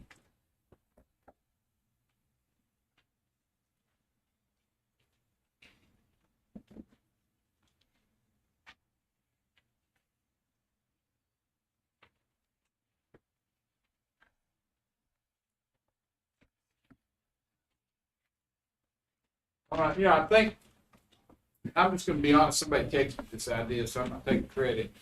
And I'm not surfing the net on up here. I get a lot of, sometimes condemnation, but sometimes I get a lot of information as well. And I'm always appreciative of one of those.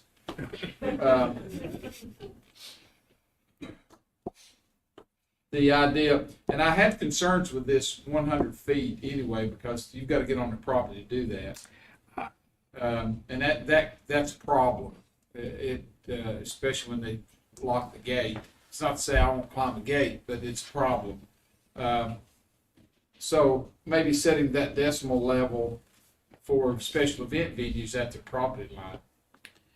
I'm glad you raised it. I was waiting. No one had asked me for my legal opinion on that.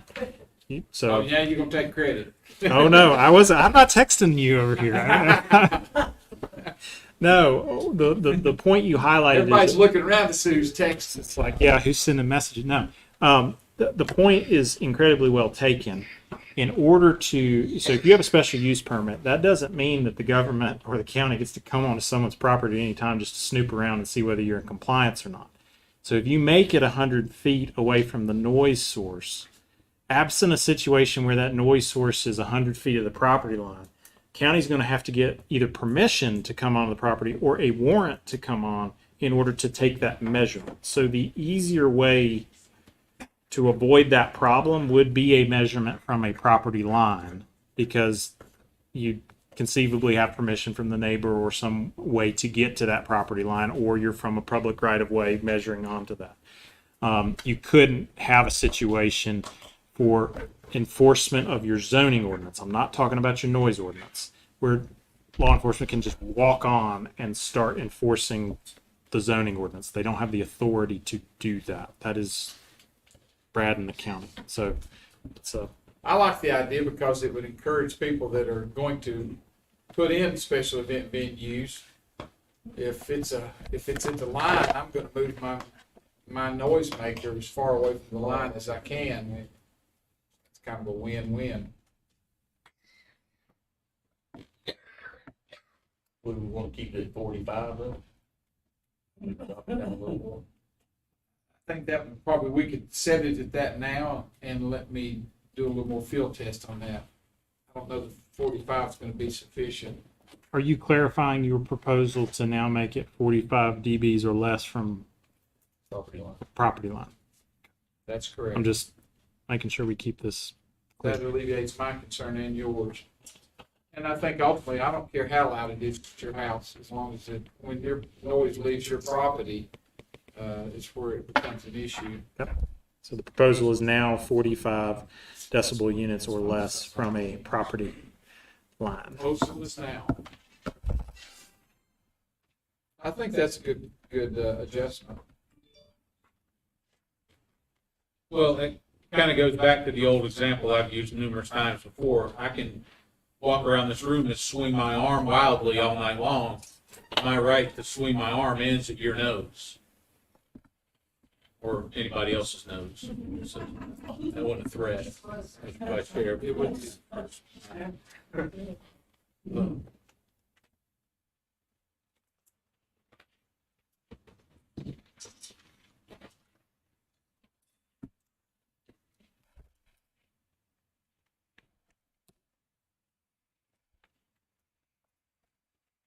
All right, gentlemen, any other suggestions? I have none. I don't.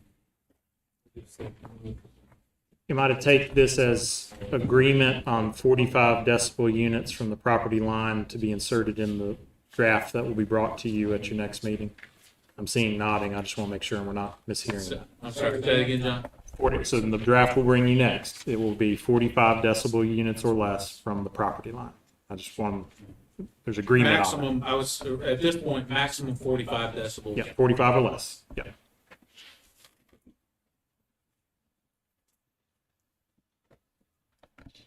From the property line. Correct. Any other changes? And I'll just bring other things that were mentioned already. I think Commissioner Garrison addressed it, but just to make sure we haven't forgotten about it, was the difference between a sketch plan and a site plan between the new or the existing. Yeah, we're good with that. Yeah, for the time being. Okay. I'm good with that for the time being. Not necessarily right. I think that's a conversation we'd like to have with the board. Yeah. See, get their input on it. Any other changes? Jamie, do you mind throwing that last paragraph up just to make sure people from the enforcement standpoint? Could you read that? Yeah, I'm happy to read that again, Elaine. Except as specifically provided herein, if at any time after a special use permit has been issued for a special event facility, and it is determined that the conditions imposed in the agreements made in the special use permit have not been met, have not been or are not being fulfilled, or there has been a violation of section 8.10, which is your entire special event facility ordinance, the zoning administrator may issue a warning, and the permit holder will have 10 days to come into compliance with all permit and ordinance requirements. Upon any subsequent violation, the county shall issue a notice of violation. Notices of violation may be appealed to the Board of Adjustment consistent with the procedures provided in this ordinance, because you have a whole other section that says exactly how that works. If a special use permit is terminated due to the issuance of a notice of violation, it may be reinstated only after a public hearing is held before the Board of Adjustment, and the notice is either reversed, or in the event the notice is either affirmed or appealed, a new special use permit is applied for and approved by the Board of Adjustment.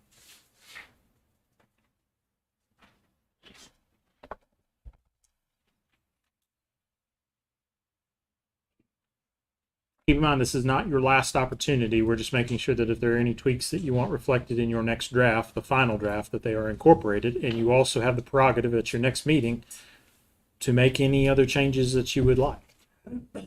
One thing I just thought of, like, what if you got a piece of property here, your wedding venue is 65 feet from this property line, but it's 3,000 feet from this property line. Well, this neighbor likes your music, the one that's closest to it, but then this one over here hates it and calls in, and where are they going to take a reading at? This property line or this property line? Yep, Or- it's a good question about how enforcement works. The way I've written it down and understood it was you would measure from, and it means any of the property lines. That measurement has to be 45 decibel units or less. Whether that's now, But would it be from the complainant's property line Or the closest or property the line. closest? That may be the only it can one. be any of them. It could be. It's got to be 45 or less, 3,000 feet away. It's got to be 45 feet or less, 65 feet away. It's got to be 45 feet or 45 decibel units or less anywhere. That's how I've understood the proposal. But ultimately, whoever's going to do the investigating is probably going to be taking that reading from the complainant side because they're not going to have permission to go on other people's property. There's a practical limitation. I do want, however, your enforcement officers could measure from anywhere on the property line the way that is being proposed. So, and just practically speaking, the person who's 65 feet away is likely to be bearing the brunt of it, and if they don't mind it, they're not going to be complaining. Right. And the person 3,000 feet away, John, as far as legality for, if we have a special work session in 2 weeks, as far as, and Mandy can answer this as well, as far as postings, additional public hearing, I don't think you could continue this conversation to that meeting, and there would be no requirement for additional postings, notices, etc. You've done all you need to do by having the public hearing tonight. Continue this meeting. Recess this meeting. I don't know that I'd say it's recessing this meeting as much as continuing this item on the agenda to the subsequent meeting. Yeah, my preference would be to just post it as a special meeting. You just simply have to post it and send it out. Yeah. 48 hours notice rather than continuing one aspect of a regular meeting. we Not can, that much more work. we can put the final draft out, the public will have opportunity to review it, give us personal feedback as they have been so far. Okay, we got the question, please. Sure. So for John, Brad, and Jamie, realistic timeline to get cleaned up version ready to post for the public review is when? Assuming Tomorrow, next day, I would ask for at least the end of the week to get a cleaned up version. But assuming the only change is this decibel one, everything else has been incorporated in the version that you have. You'll have this last portion put in that, but that's already drafted. The only language would be a sentence or two about the decibel limits at the property line. What we're saying too, I think, is that it would be a clean copy to limit the amount of confusion it could create. There'll be no track changes. It will incorporate everything that is in here with the new DV language. Friday afternoon, 17th, 5 o'clock, new version. That means you gotta get it to me with Friday morning, get it to Jamie, get it for posting Friday evening. And I was just speaking to what I need. I don't know if staff would need additional time for posting, That's what I etc. said, expectation management for our staff and the public, that we're doing transparency at its best, digital version. With the board's approval. Seems reasonable to me. Hearing no comments on the end or changes there as of now. Okay. So the only one that I've heard is the decibel limit at the property line change.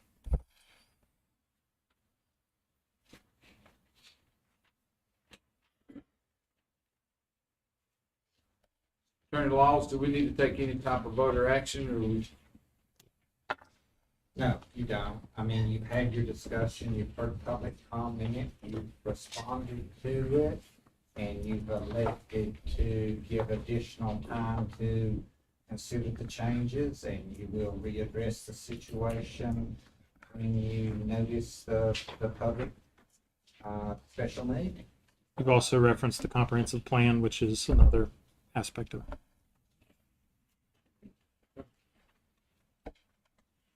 All right, any other questions before we cut John loose? I think you will probably have me for your noise ordinance Oh, conversation. that's right. next. You're not done, are you? I am not. Fun will continue. All right. All right. So for the public, just so you know, we will have a work session on April 25th. We'll have to see what facility is available, preferably here if it's available, to accommodate anyone who would like to attend. But we will try to find the largest available facility to make sure that members of the public can be accommodated. So mark your calendars now, the 25th of April. And I think we should start that for, out of respect to folks who have to work, maybe start that at 6 o'clock instead of starting at 4:30 or 5. Everybody in agreement with that? Sounds good. Sounds good. 25th at 6 p.m. Only thing that might not be cut in stone right now is the location. And we'll advertise that as soon as we can lock down a location. Fair enough? I'm sorry, what time did you say? 6 p.m. on Tuesday, April 25th.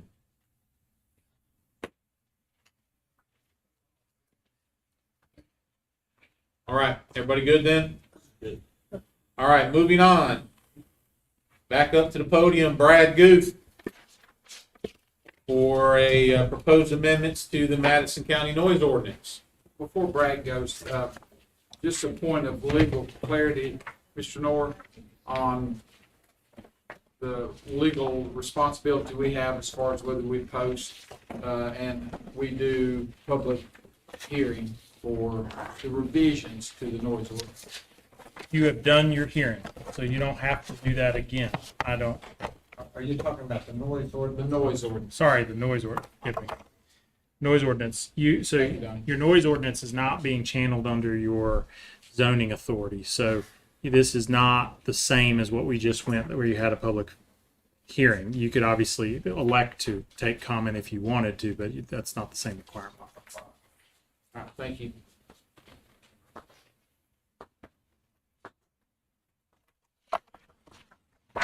All right. So with the noise ordinance that you have in your packet, there are a couple changes to that as well that we made at our Monday meeting. They're very quick. If you go through and you look at the daytime hours, the period of time occurring between 7 and 10, as opposed to 6 and 10, it is 6 in some places and 7 in others. It's 7 and 10. And So the official proposal is 7 a.m. to 10 p.m. correct.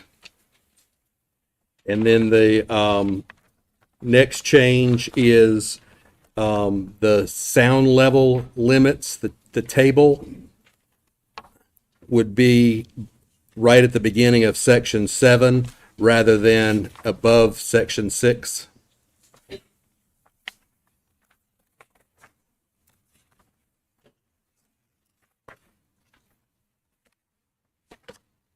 Say that one more time, Brad. The sound level table, Yeah. sound level limits, it's at right before section 7. Okay, I got you. As opposed to at the beginning of the sound So you measurement. just located different. Nothing else changed. Correct. Right. Okay.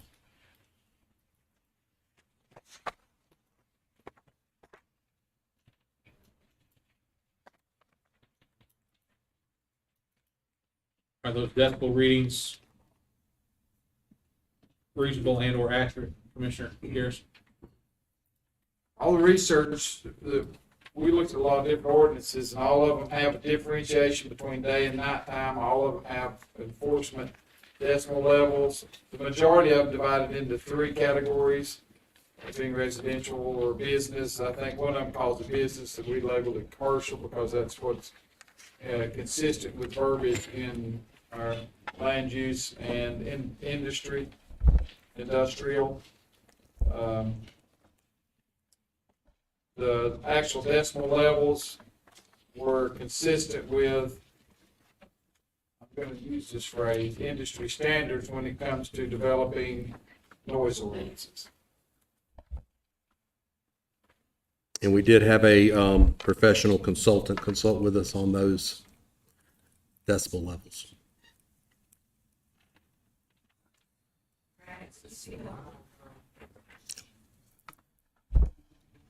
Brad?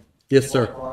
Here, is this the final draft with are the changes on this one? Yes. We have. They are? Yeah, the table has been moved down. Andy's shaking her head yes, so. Okay. But on the first page, the first page, where you got the definition of daytime and nighttime. That should be 7. Donnie was gonna flag that as saying that needs to be a technical correction, just. It's on the second everywhere page. else, Yeah, but- you could change it, but on the second page. It's on the second page, It's not look. being reflected on the first page. Right. Under the definition of daytime, that needs to be amended by the board tonight to be 7 7 versus instead of 6. 10 and 9. That's No. right. That's good. Okay, yeah, that's what's fine.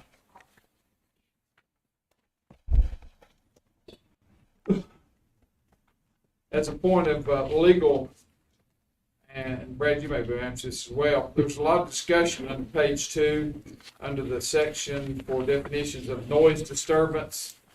Any sound that, there's an A, B, C, D, and E. Somebody wants to give some discussion about those terms, where they come from. That might be a John question. So particularly A, B, and C, these are coming out of your authority that's in the statute. So it's mirroring that language so that how you're describing or defining noise disturbance is consistent with state law.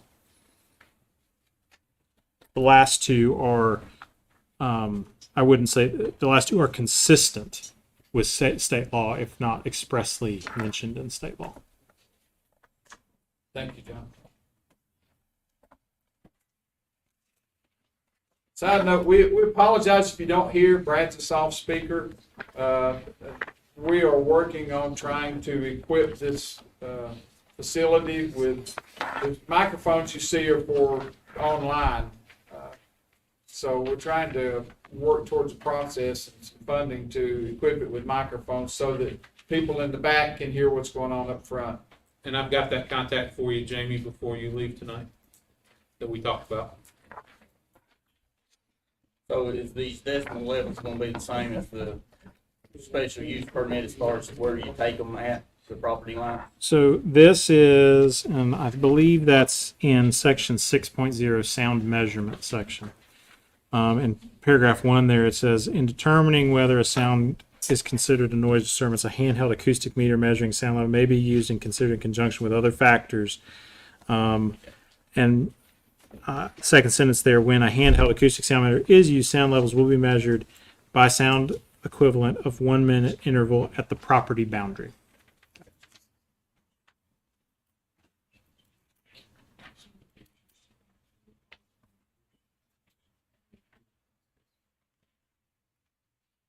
So that was the only 2 changes that you mentioned. So at its, just to clarify a little bit, you guys correct me if I'm wrong with this statement. At its bones, this noise ordinance is essentially the same noise ordinance this county's had for 30 some odd years. Okay? The only changes that have really been made are cleaning up some technical language, but also giving it some actual enforcement capability with some, for lack of a better term, some teeth. It also gives you a better appeals process that doesn't have it coming back to this body and your county manager and makes that enforceable. It gives you discretion, but it also, even to the enforceability point of this, there are objective components. So it's not just, well, I think it's too loud. It's a mixture of those two. You asked about other changes. The only thing I wanted to flag was the penalties and remedies section. When I was going through a final draft with this, this includes, again, a first offense written notice, and this was based on feedback that had come out of both the conversation on special event facilities, but how you use your powers to make sure that you can use your fining powers as a way to get compliance, and so that this is a staggered approach for you all to use that. The example that had been thrown out was, what about someone who just holds an annual or biannual concert and they're clearing for 3, 4, 5,000 people? They're clearing so much money on that. If you have a $500 or $1,000 penalty on that, they will just factor that into the cost of doing business. And so that this staggered approach with the higher amounts actually can make it impactful for those who don't do it frequently, but would just otherwise pay your fine rather than comply with the ordinance. Does that make sense?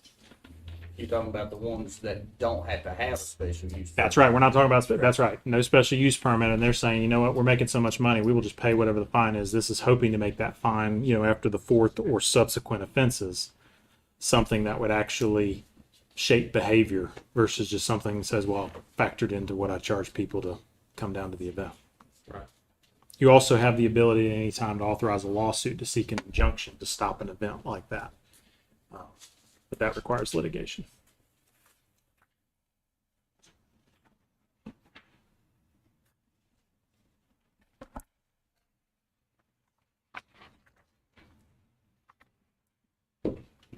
This appeal also goes to your Board of Adjustment. Right.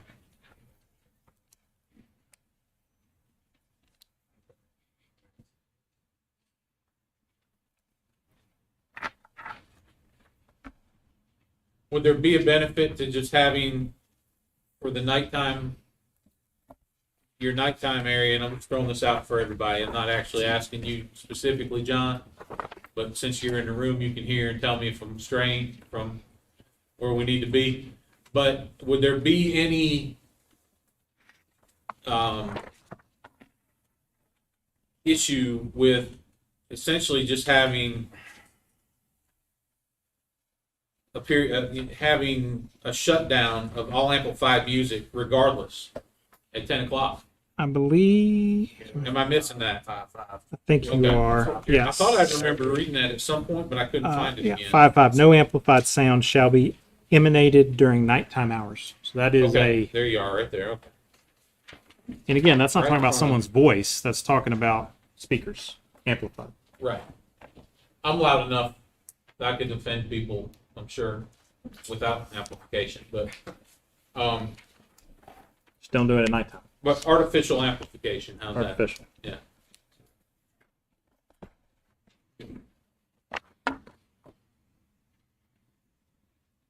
There were a couple other conversations. Commissioner Garrison could talk about this as well. That had come up about train whistles and other things like that, and those were addressed in your exemptions so that you're not having unintended consequences related to that. None of that's going to fall within this. If there were other things that came to people's minds, I'm happy to answer how that's addressed in the ordinance as well.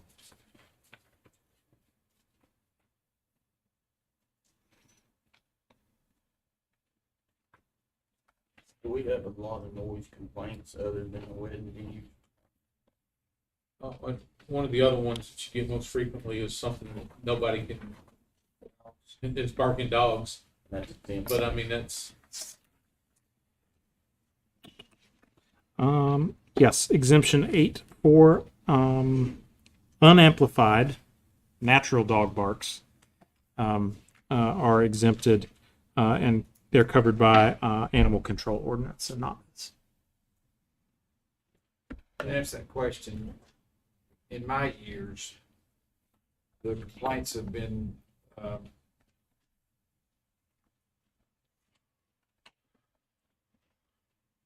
trying to think of a really good word, party houses that generate large amounts of noise, and dogs being number 2.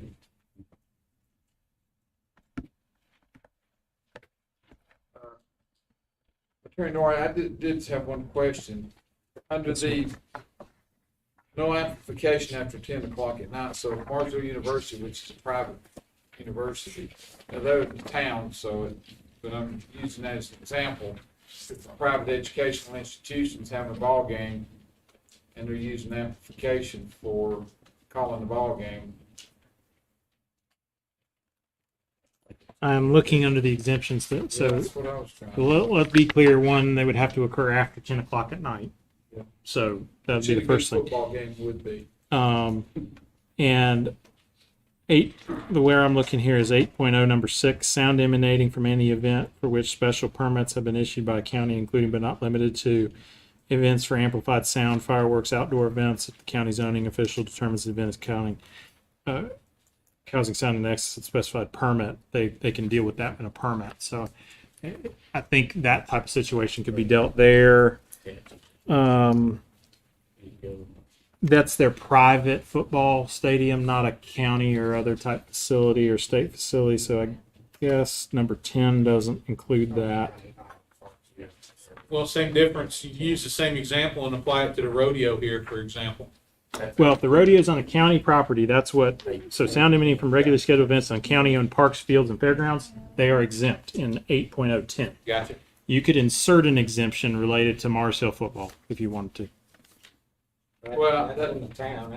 I'm just using that as an example. Well, that sounds like a good example, but it may Private actually educational only be that one. But a private educational institution, we could craft something to put in there. There's not an express exemption for a private educational facility here.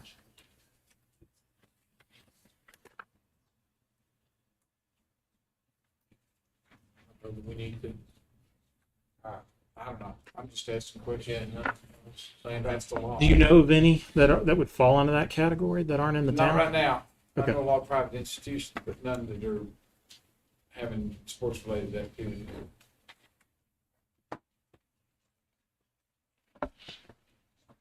I was hoping you just pointed out to me. Oh, I'm sorry. 10 actually covers that. I apologize.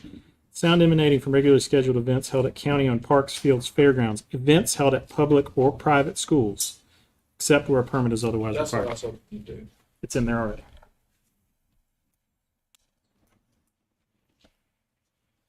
Where'd it go?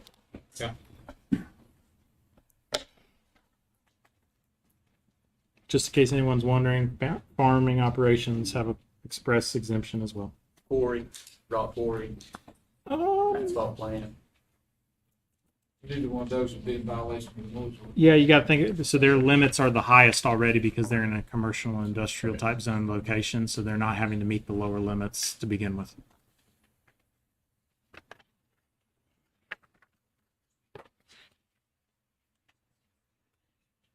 So,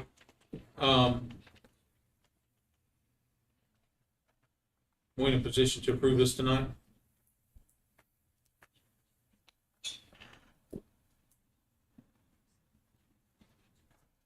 Yeah, I think my only heartburn was the $500 for the first citation. And that's now a written notice of violation instead of $500. Yeah, I get that, but I'm saying the first time they have to pay, they pay $500. But, you know, I understand why these fees were put in the way they were, but some of those problems are being addressed in other areas that are a lot more of a enforcement mechanism than fees are. Fees just get passed on. What was the old one? Yeah, it was low. It was too low. $100, maybe 50. Yeah, I think. You know, and I It's still been acknowledge good that. money 30-some years ago. I acknowledge that's in essence the second Buy violation. you dinner at a lot of restaurants. For your family. For your family. I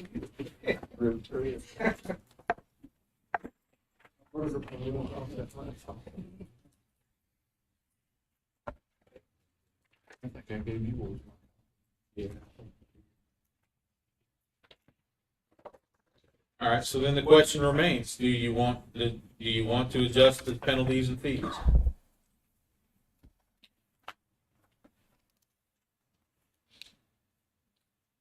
I would be willing to. You would what? I mean, I would like to see it a little lower on that second fence and maybe. Then pick up from maybe there? 250. Start at 250 on the second offense, then go 500, 1,000, 2,500, 5,000. So 250 on the second, keeping the third at 1,000 or 500 on the third, 500. and then 1,000 and 2,500, or just have it stay as is on the fourth and the subsequent. Now, I think go, well, Yeah, I've never had to. Well, I haven't here. I have in Asheville, and I would have gladly charged them $2,500 or $5,000 by the time I got to the fourth or fifth offense. You're saying 250, 500, 25, 5,000. Or 250, 500, 1,000, 2,500, or we keep it. yeah, I think you go your fifth offense, you add a fifth category in there, In subsequent. have 2,500 there. If you want to follow the same model you started. and then subsequent is 5,000. So we So are your first offense is gonna be a written notice of violation. Second offense would be $250 fine. Third offense, $500 fine. Fourth offense, $1,000 fine. Fifth offense, $2,500 fine. Any subsequent offenses, $5,000. Yes. Also, something to flag for you in section 10 there, there's essentially a 3-year look back period for these to occur within which. So if you have 6 offenses within a 3-year period, you're going to get to that. After that 3 years passes, you couldn't look back 20 years and say, okay, we're number 6 now, and now we're doing 5,000. You've only got 3 years to look back. You could make that shorter, you could make that longer. I just wanted folks to be aware. Where's that at? That's right above it in the language in 10.0.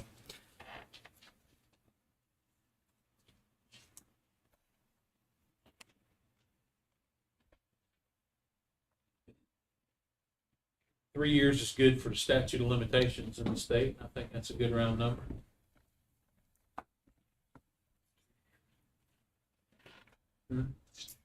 What is it? Not in my line of work, it is. There's lots of them. In my line of work, it's 3 years. I don't know about your line of work. Well, we're doing enforcement here, and in the enforcement line of work, it's 2. All right, so you want to change it to 2? No. All right. Just trying to win something. Go ahead. Go ahead. I'm okay with it. Yep.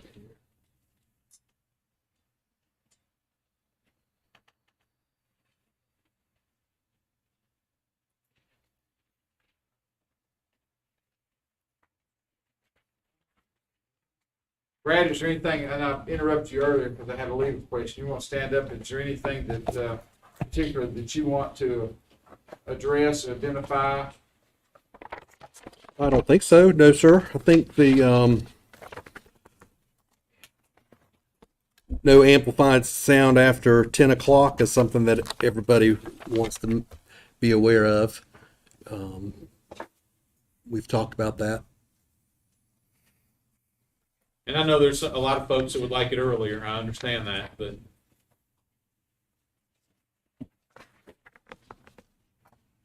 Well, this will be a good field test between this and the special event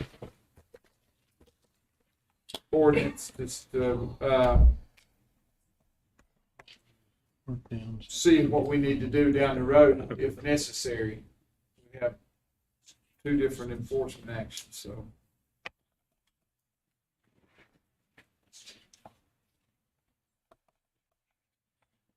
all right. Well, at this time, I would entertain a motion that we approve the noise ordinance as amended this evening. No other changes other than the fee structure, correct? And the correction. Oh, the timing, I do have to do, yeah, Time in the table. in the definitions, correct. Yep, fee structure. Yep. So those are the modifications on the, as modified this evening, that would encompass those items.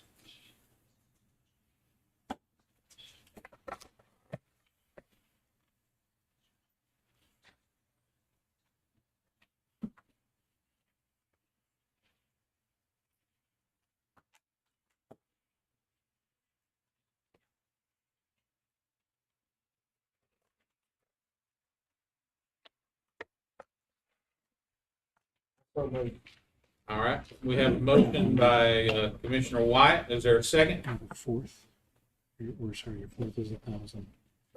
I'll second it. Go to discussion. Any additional discussion? Yep. Subsequent is Any additional discussion? Hearing none, move to a vote. All in favor of adopting the amended Madison County noise ordinance as we have amended this evening? All in favor? Any opposed? I believe that was unanimous. Didn't get my head turned fast enough. Bill, quick on me, quick on the draw. All right, so we have a noise ordinance that is passed tonight. Thank you, staff and attorneys. Thank you. All right, so we'll see how that goes. Thank you. Up next, do we have Mr. Bentz from Malden Jenkins? Should be on the Zoom. All right. Sir, you there? Yeah, I feel bad making him have to sit through all this. All right. All right, Mr. Bentz, we hear you now, sir. You hear us? Yes, sir. All right, I'm going to introduce you. Up next is James Bentz from Malden and Jenkins with our fiscal year 2022 final audit presentation for the county. The floor is yours, sir. Thank you. Well, good evening, everyone. My name is James Benson. I'm a partner with Malden and Jenkins and was the engagement partner for the June 30, 2022 audit. And this evening, I'm going to go through the audit presentation, which should be on the screen, and I believe each of you have a copy with you as well. I don't intend to read every page, but certainly get the highlights in there. And if there's any point along the presentation that you have any questions, please feel free to interject, and I'll try to answer them as we go along, or there'll obviously be a chance at the end for questions. But just as a refresher, Malden Jenkins is the firm that conducted the audit. We are a large regional firm, and we specialize in local government audits. And so we have 16 partners, myself included, who spend year-round working with local governments throughout the Southeast. We have offices in 6 states, so we have 13 offices in 6 states. And we just recently, this last year, opened up our first North Carolina-based office, and so we're in Raleigh now. All of our engagements have 2 partners involved in, and so as I mentioned, I was the engagement partner for the audit.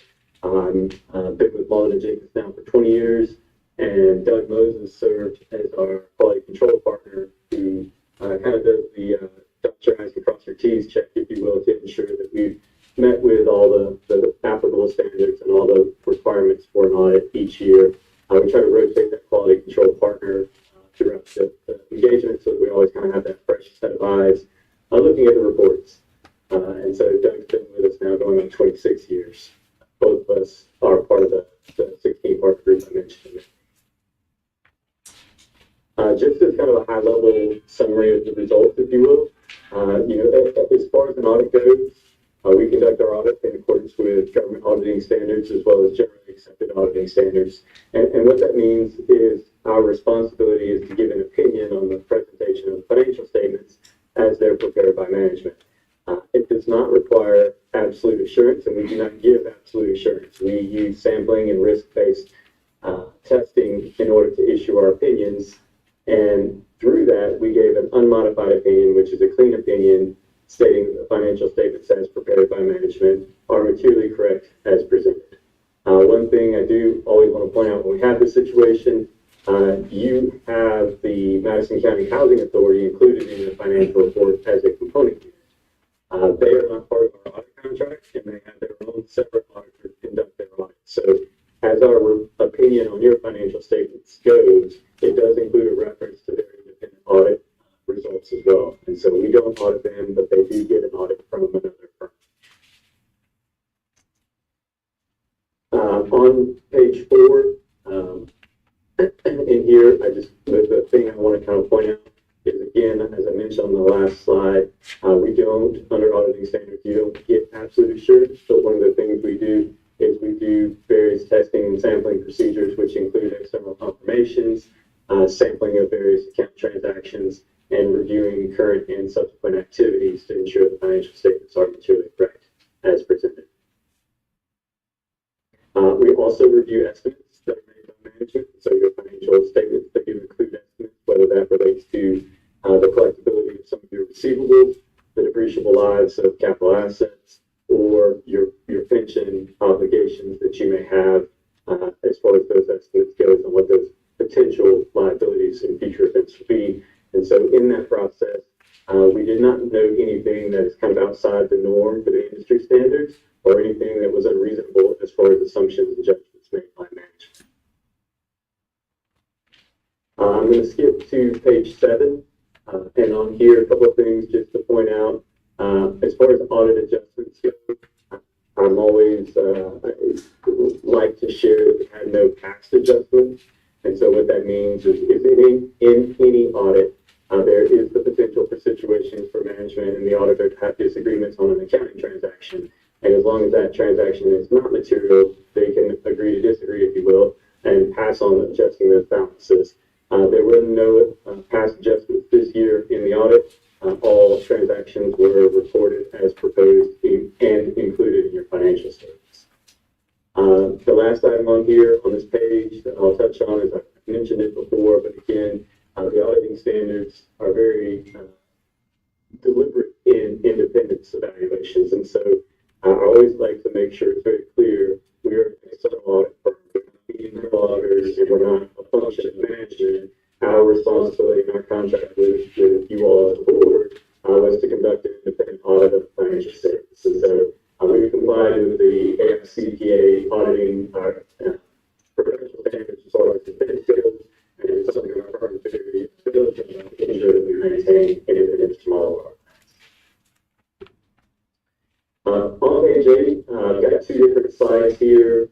This is going to go into fund balance. And so a lot of times, when an entity wants to evaluate, or when the user of financial statements wants to evaluate the kind of health of that entity or the performance of that entity, they're going to typically look at your general fund, which is your main operating fund for the county. And so we've got here kind of a 3-year trend of where the fund balance is at the end of June 30 for 2020, 2021, and 22 as your ending years. And you can see the trend has been very positive, and we've been able to build a little bit more of a fund balance reserve for the county. When a user looks at those numbers, kind of what you're going to take from that is kind of the blue bar of the bottom blue bar of that chart.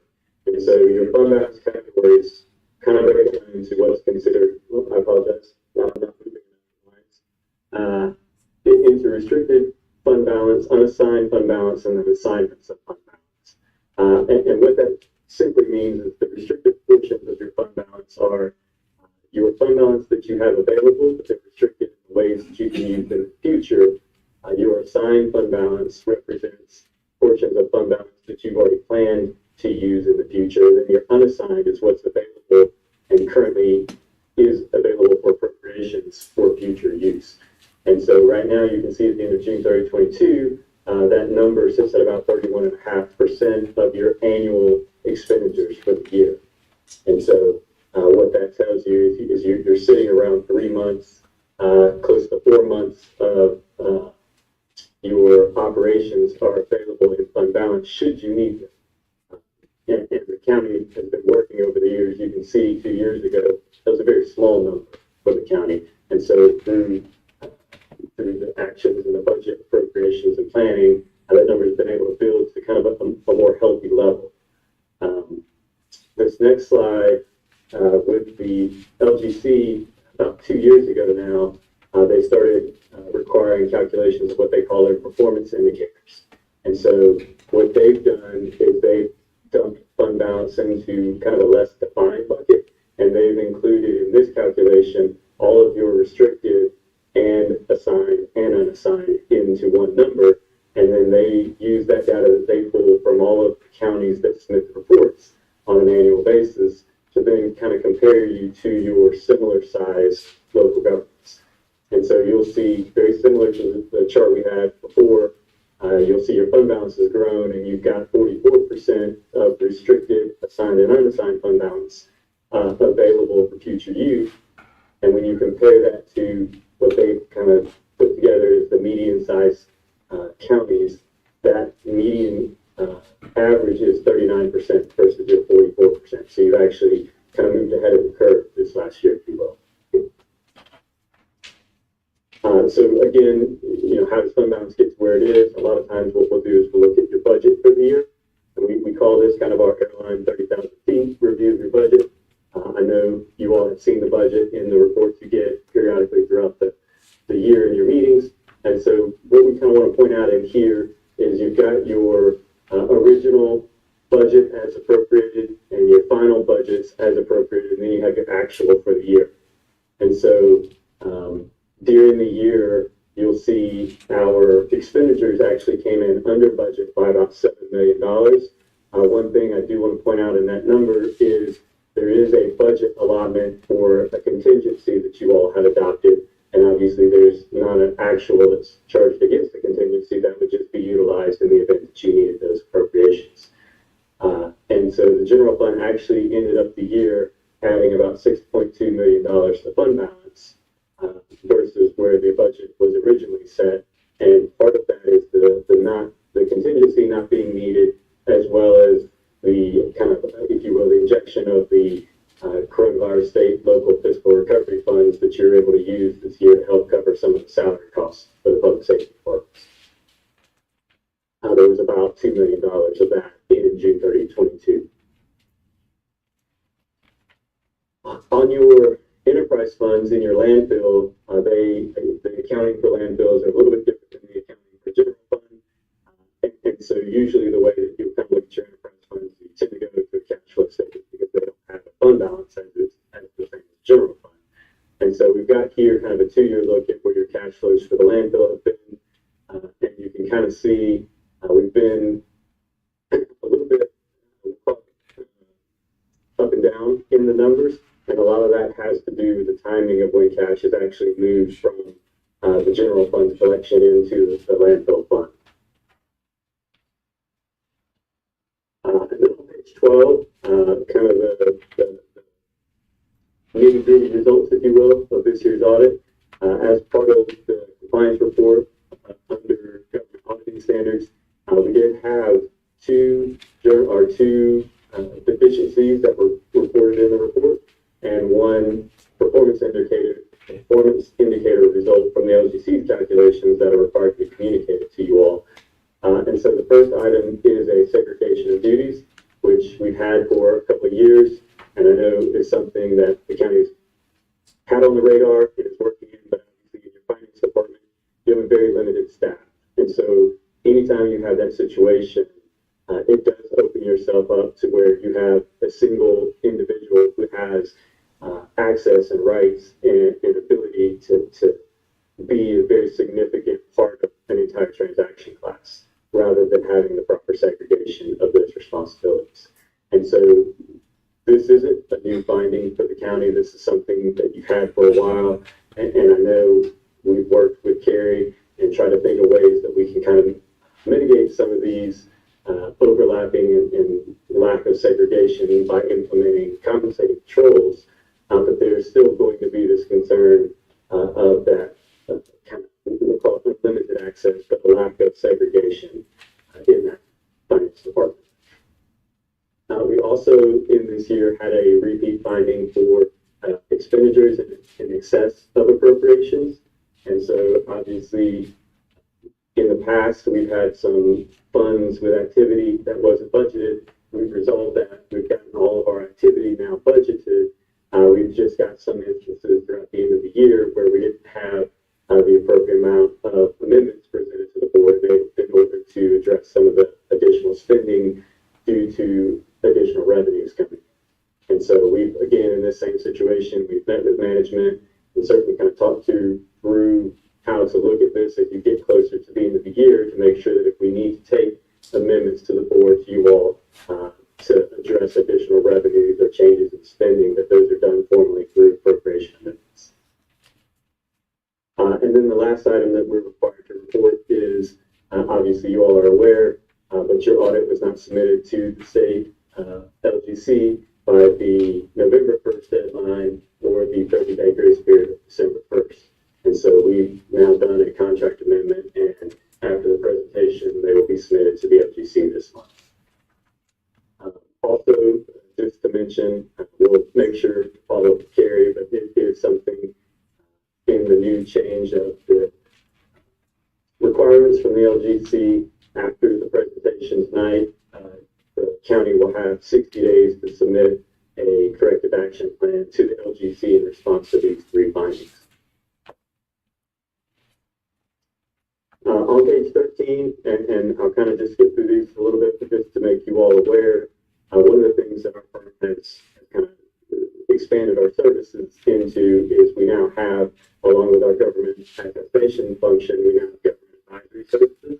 And so one of the things that that division revision offers is if governance has any interest in evaluating the operational effectiveness and efficiency, we have a division that can do this and work with management to develop ways to really enhance the operations of the county and still maintain our independence with the county through these functions.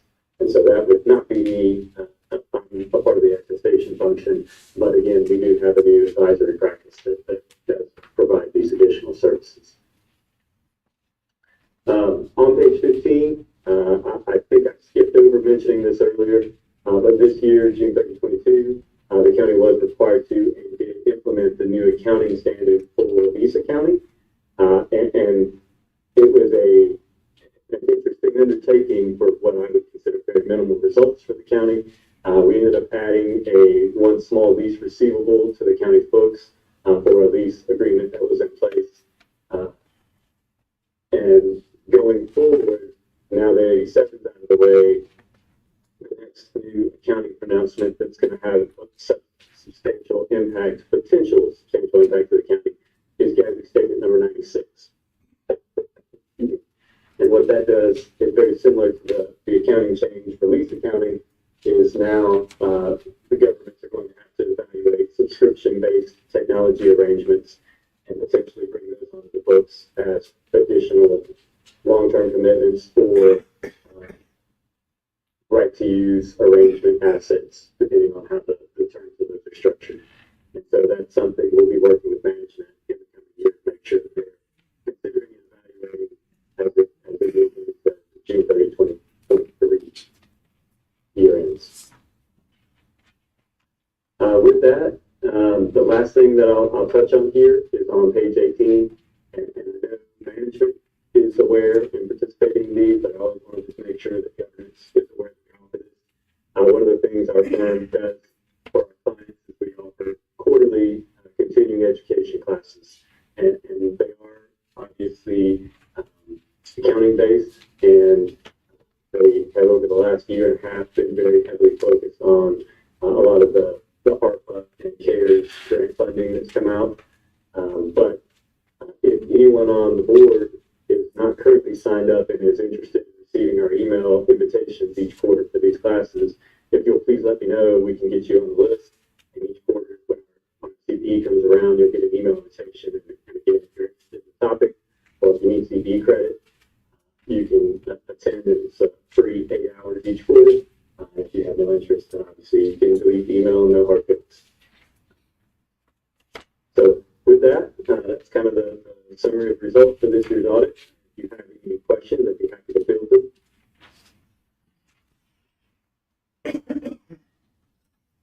I have a couple. I appreciate the presentation. Some of these things are things that historically we've been aware of, and that as we fill slots, we'll have better opportunity, such as the segregation of duties. That's one of those that's come up before.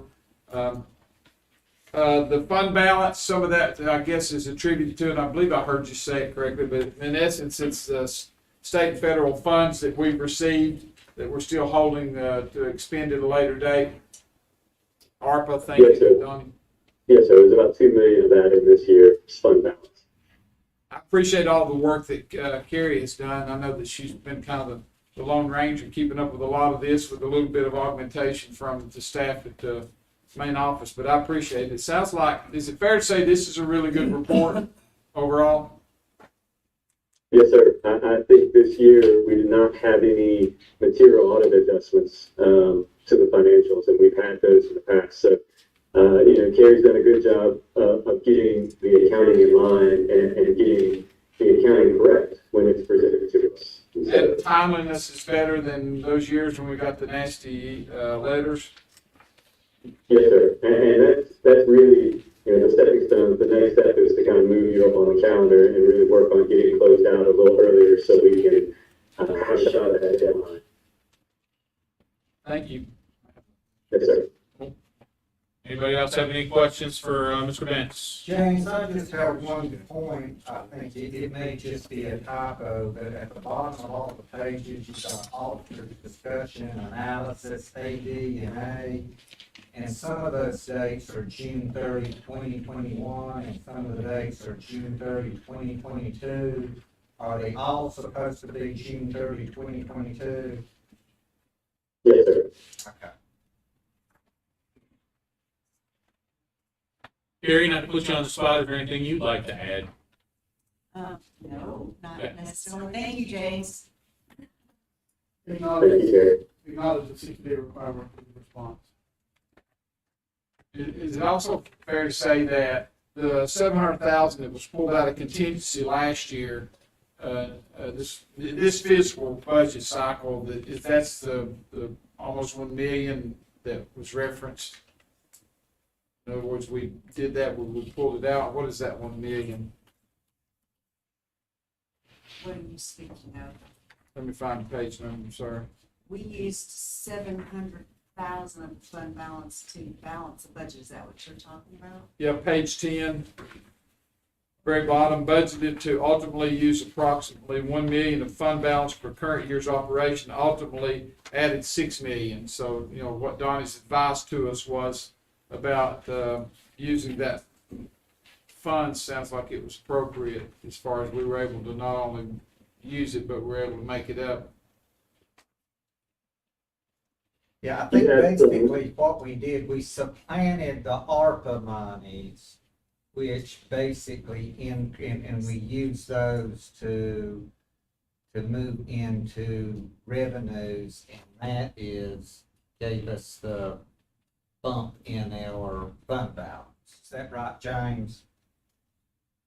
That is a piece of it, yes. And so you know, if you look in there, social services actually came in pretty well under budget as a department, just from a lack of the program operations over there. And so kind of the savings, if you will, the lack of costs, plus the $2 million increase or bump in your fund balance from ARPA coming in, is a good chunk of how you went from planning to use $1 million to adding to $6 million to the bottom line. Do we need to approve this report? Donnie, do we need to take formal action with this?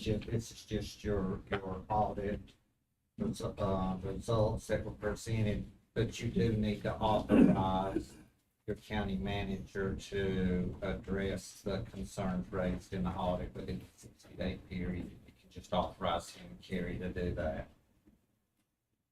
Is there a motion on the floor to authorize county manager to address the findings in the audit? So moved. County manager with the finance director. Second. There was a motion by Vice Chairman Garrison, second by Commissioner Hensley. Any additional discussion? Hearing none, move to a vote. All in favor? Unanimous. Thank you. Thank you for the presentation. Thank you, Mr. Benz. Thank you all. Have a good evening. Appreciate you very much. Thanks. All right. Up next, live and in person, is Misty Varnell from she is our extension agent, and she is going to give us a quick program report on 4-H. Thank you. Jamie, do I have access to the clicker? Thank you. So I work here with the 4-H program in Cooperative Extension. And for those of you that aren't familiar with who we are, I'll give you a quick background of who we are, summarize the 4-H programs and success that we had last year, and then what I'm most excited about is to tell you about the programs that we have going on and planned for this coming year.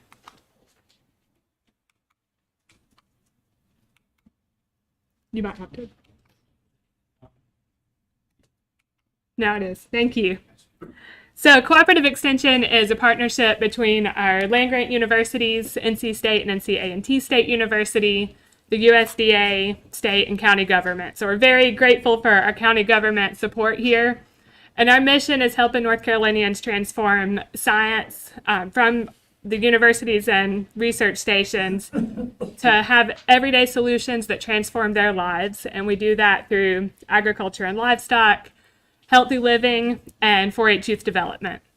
So my role is with 4-H youth development, and our mission is empowering youth to reach their full potential, working and learning in partnership with caring adults. And we're an equal opportunity organization, so any child between the ages of 5 and 18 can join 4-H. We're successful because of a lot of volunteer leaders that help us. So I work here in the county and we have a 4-H program assistant. But we have 50 volunteers who have helped us have these impact, volunteers that work in the community, teachers in schools that use 4-H curriculum to impact kids. And that value, collectively, they have 1,000 hours of service. Last year, the state puts a dollar value of $32,500. To us, it is invaluable because we've got positive role models really impacting our youth. We reached 1,000 youth last year through educational programs. That 1,000 is a duplicated figure. So if a child is enrolled in a 4-H club and then comes to summer camp, they're counted for each program. We had 500 students in 4-H school enrichment in classrooms, 130 youth enrolled in 4-H clubs and projects, and again, just highlighting that volunteers really help us have this impact in the county. So it's free for children to join 4-H, and I'll go through all of the ways that they can get involved in the county. Some of our programs do have operational costs, and through fundraising, we do our best to make sure that cost is never a barrier to participation, especially at the local level, but also beyond the county as we're able. So we have 4 active 4-H clubs, 2 after-school clubs at Mars Hill and Brush Creek Elementary Schools, and then 2 community clubs, one in Shelton Laurel, and then the Sharpshooters 4-H club that meets here. All of these clubs are full at the moment due to space and youth-adult ratios, but we open enrollment annually because we'll have kids age out or new leaders come in, so there's an annual opportunity for kids to join 4-H. We can also start new clubs any time of the year when there's interest in a community and volunteers willing to get a club started. So I'm the contact if you know people in the community that want to get 4-H started. Some projects that we have going on right now. I'm leading a wildlife habitat education program. So we started in January. We're going through May with a state contest, and kids are learning ecology and wildlife habitat management here in North Carolina. We've got a lot of animal science projects on the horizon. So there's a pullet project, horse program in the works, and then later this summer, a dairy project and a dog project. And all of these are focused on animal care, animal husbandry, handling, and showmanship. A lot of these will culminate around the county fair. And then kicking off this spring, we'll do our annual 4-H presentation program. So if you ask alumni the most impactful part of their 4-H experience, if they did presentations, that will come up. It's true for me. So kids ages 5 to 18 can learn how to give a presentation, research a topic, create their speech, and then give that before an audience and a panel of judges here in the county and at district, and then winners can advance to state. So they're getting public speaking and communication skills from a very early age. And then as soon as school gets out, we're rolling into summer programs and kicking that off with a babysitting class for teens. This one's a partnership with the health department and EMS so that we can provide teams that will be watching younger kids with childcare essentials, first aid and CPR skills, and then the business and leadership side of having a babysitting business. So we love our community partners when we get to work with other organizations. And then our summer fun day camps. These are educational experiences here and around the county. Registration opens 2 weeks from now on April 24th. These are all fee-based, but again, scholarships are available for kids that can't afford to attend. And we've got gardening, Spanish and language, culture, environmental education, outdoor recreation, cooking and grilling, and a CSI camp with Mars Hill University Criminal Justice Department. This is not a comprehensive list, but you can find that at the top of our extension website. And we also participate in the North Carolina Residential 4-H Camp program. And over the past 2 years, our camping participation has exploded. In 2021, I took 6 kids to camp, and this summer I'm taking 26 kids to camp. 7 are receiving scholarships, so this is an example of getting the funding for kids to go outside the county. We're going to Eastern 4-H Center on the coast, and excited to take kids out there. I'm sorry.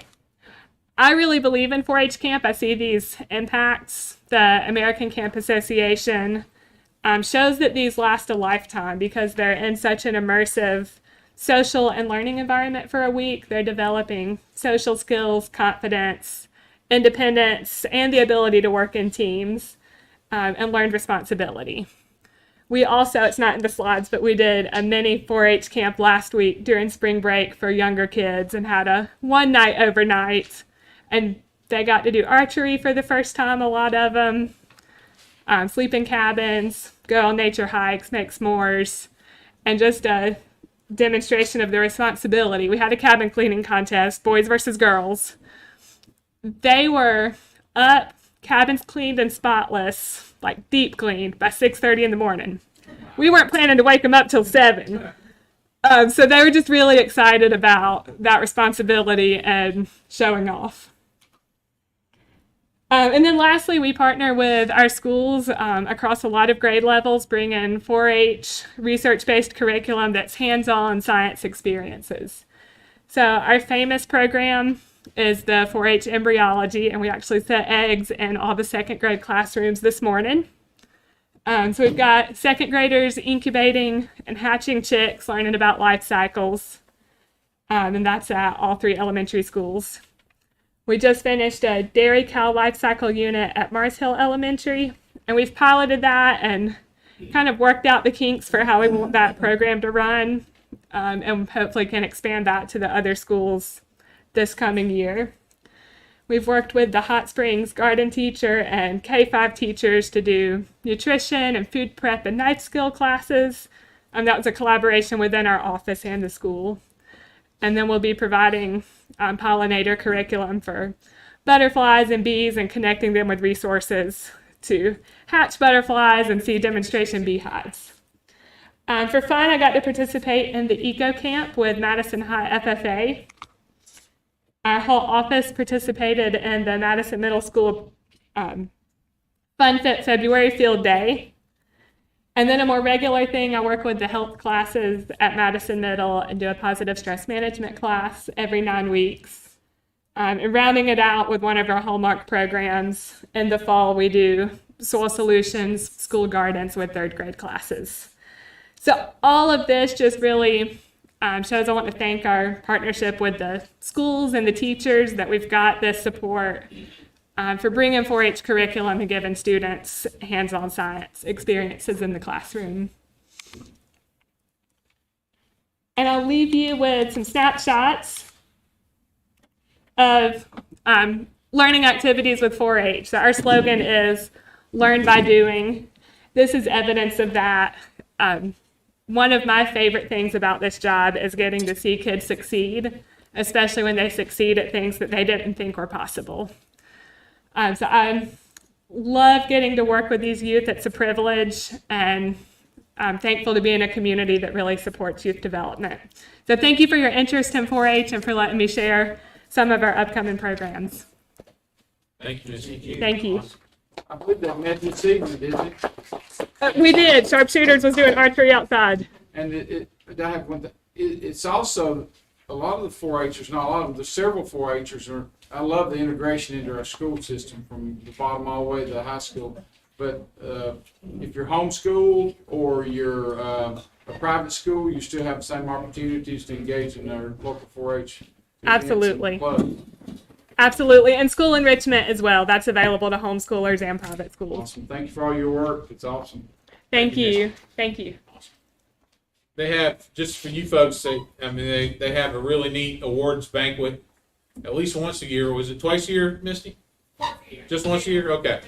So Commissioner Hensley and I had the opportunity to join them this year for that, and it was that was a fun experience. So up next, Misty, sorry for keeping you so late tonight. Tammy, same apology to you. You're up next. Tammy Cody from the Health Department will be presenting to us in regards to the opioid settlement planning. Hey, good evening. Tammy, you're going to have to speak up for people. Okay. I know it's going to be a challenge. But it is. We'll do it. So, in your packets, I think you have some information on our opioid settlement funds. So I'm going to start out and I'm going to try to cover a lot really quick just to give you an overview. This is not something new for any of us. So in the 1990s, the pharmaceutical companies were pushing opioids and reassuring us that they were not addictive and they would help with pain management. And so there was a significant increase in writing these prescription pills. I wanted to read to you, according to the 2020 National Survey on Drug Use and Health, 40.3 million Americans aged 12 or older had a substance use disorder this past year. This is a terrible epidemic that has destroyed our communities, our families. I dare say there's any of us that don't know people that either friends, families, community members, that their lives have been touched by this horrible epidemic. In the 1990s, we began to see a significant increase in overdose deaths as a result of these new prescription opioids. There's two waves. We're in wave one, which has occurred. That was the three largest drug distributors, and the total amount of that was $26 billion. As many as 1 in 4 people receiving prescription opioids long-term in a primary care setting struggle with addiction. 1 in 4. Those numbers are alarming. These numbers are going up too. It's not improving across the nation. 44 people in our nation die every day from prescription opioids. If we combine all of them, the illicit and the prescription, 187 people die every day in our nation as a result of this crisis that we're dealing with. So in the Wave 1 settlement, which we are dealing with now, Madison County over an 18-year period gets $1.5 million, a little bit over. This money comes to us no matter what, no matter if we're spending it now or we're not. And I understand at this point we've taken our money and have it in an interest-bearing account. And so we're not losing anything by holding it there until you all make the decisions on what direction we go with these funds. Wave 2 will involve CVS, Walgreens, Walmart, Teva. That looks like it is $21 billion. So there will be more funds coming our way to help combat this crisis that these pharmaceutical companies caused. Nearly 8 North Carolinians die every day from opioid overdose. The opioid epidemic has torn families apart, killed thousands of North Carolinians. While no amount of money will ever be enough, these settlements will bring much needed programs and services to our state. So looking in Madison County, the public health crisis has many devastating consequences, a significant increase in addiction, destruction of our families, individual and community financial strain, burdens for our jail and law enforcement staff, overdoses, and the rising increase of neonatal abstinence syndrome due to opioid use and misuse during pregnancy. The increase in injection drug use has also contributed to the spread of infectious disease, including HIV and hepatitis C. So this is definitely impacting our community. If we look at some of the issues in Madison County, and we're not unique, sadly, it's across the nation. This is an issue that we see in child welfare and safety. We have a tremendous amount of substantiated child abuse and neglect cases as a result of this crisis. We do a lot of urine drug screens, and sadly, many of those are positive for illicit drugs as well as prescription medications. We have unintentional overdoses. Sadly, we have deaths. So we were part of the 2018 prescription opioid litigation, working with the Siegel Law Firm when this started. Madison County saw this issue and began dedicated work to combat the epidemic in 2014. The Madison County Substance Awareness Coalition has more than 100 members from 12 sectors in our communities. This coalition is extremely active and well known across the state for the work that we do, working on prevention and awareness events. We do lots of regional meetings. We have staff dedicated in our schools working on prevention. Madison County Health Department was awarded a drug-free communities grant that funds these two positions. We're on year 6 now, and we have 4 more years of that grant. In 2017, Madison County set out to explore options of helping our residents through medication-assisted treatment. And in 2019, Madison County Health Department was the second health department in the entire state to operate a MAT clinic.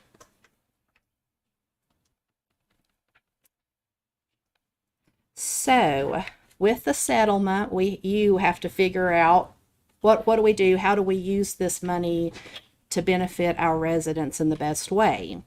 So there are very specific requirements to use these funds. There has to be a special revenue fund. There has to be audits, a special budget resolution, filing financial reports, impact information, and no matter what route you choose, option A or option B, there must be public meetings held at least annually with all municipalities included, and we have to be very transparent on how these funds are spent.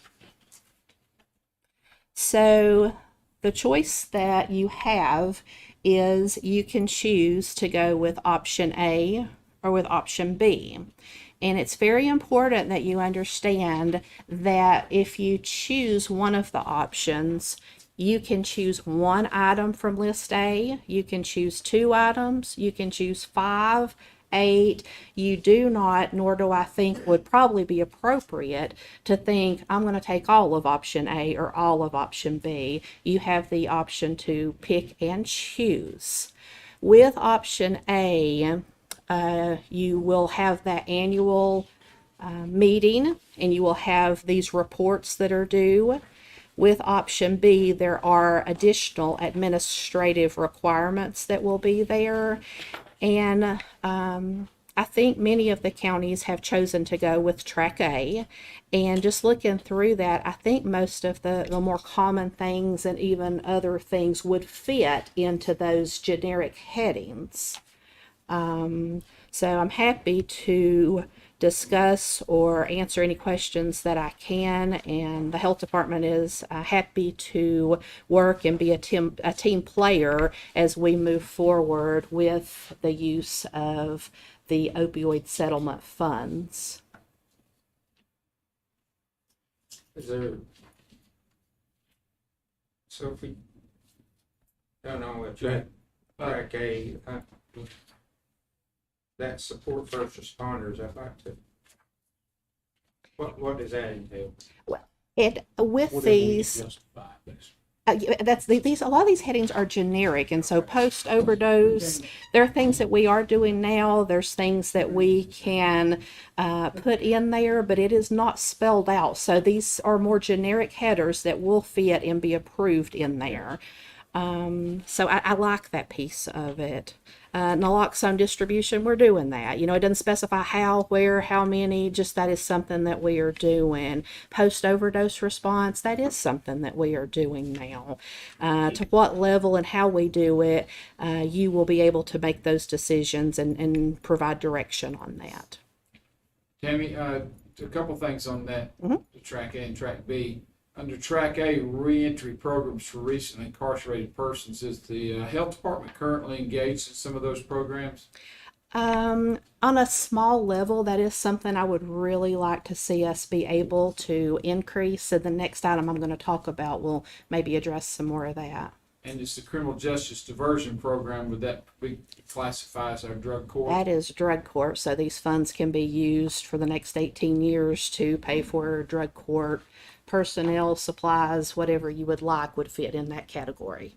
And I don't mean to put you on the spot, but evidence-based addiction treatment? That is the MAP program that we have at the health department.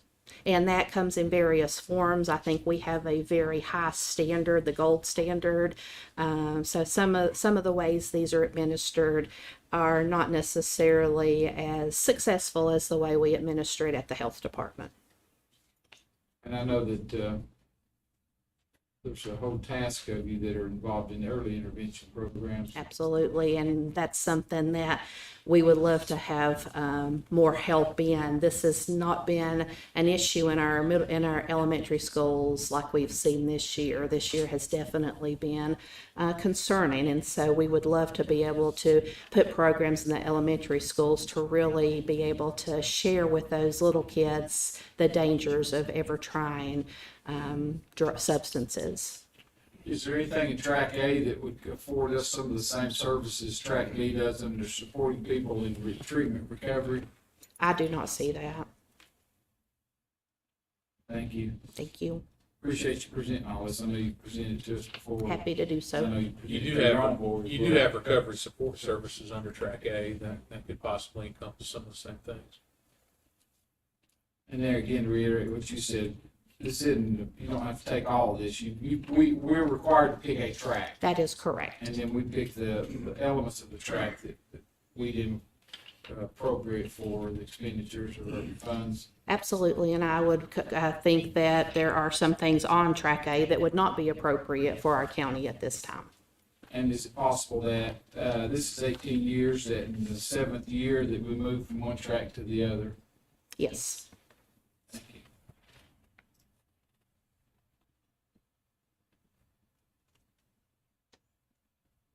Gentlemen, anybody else have any questions?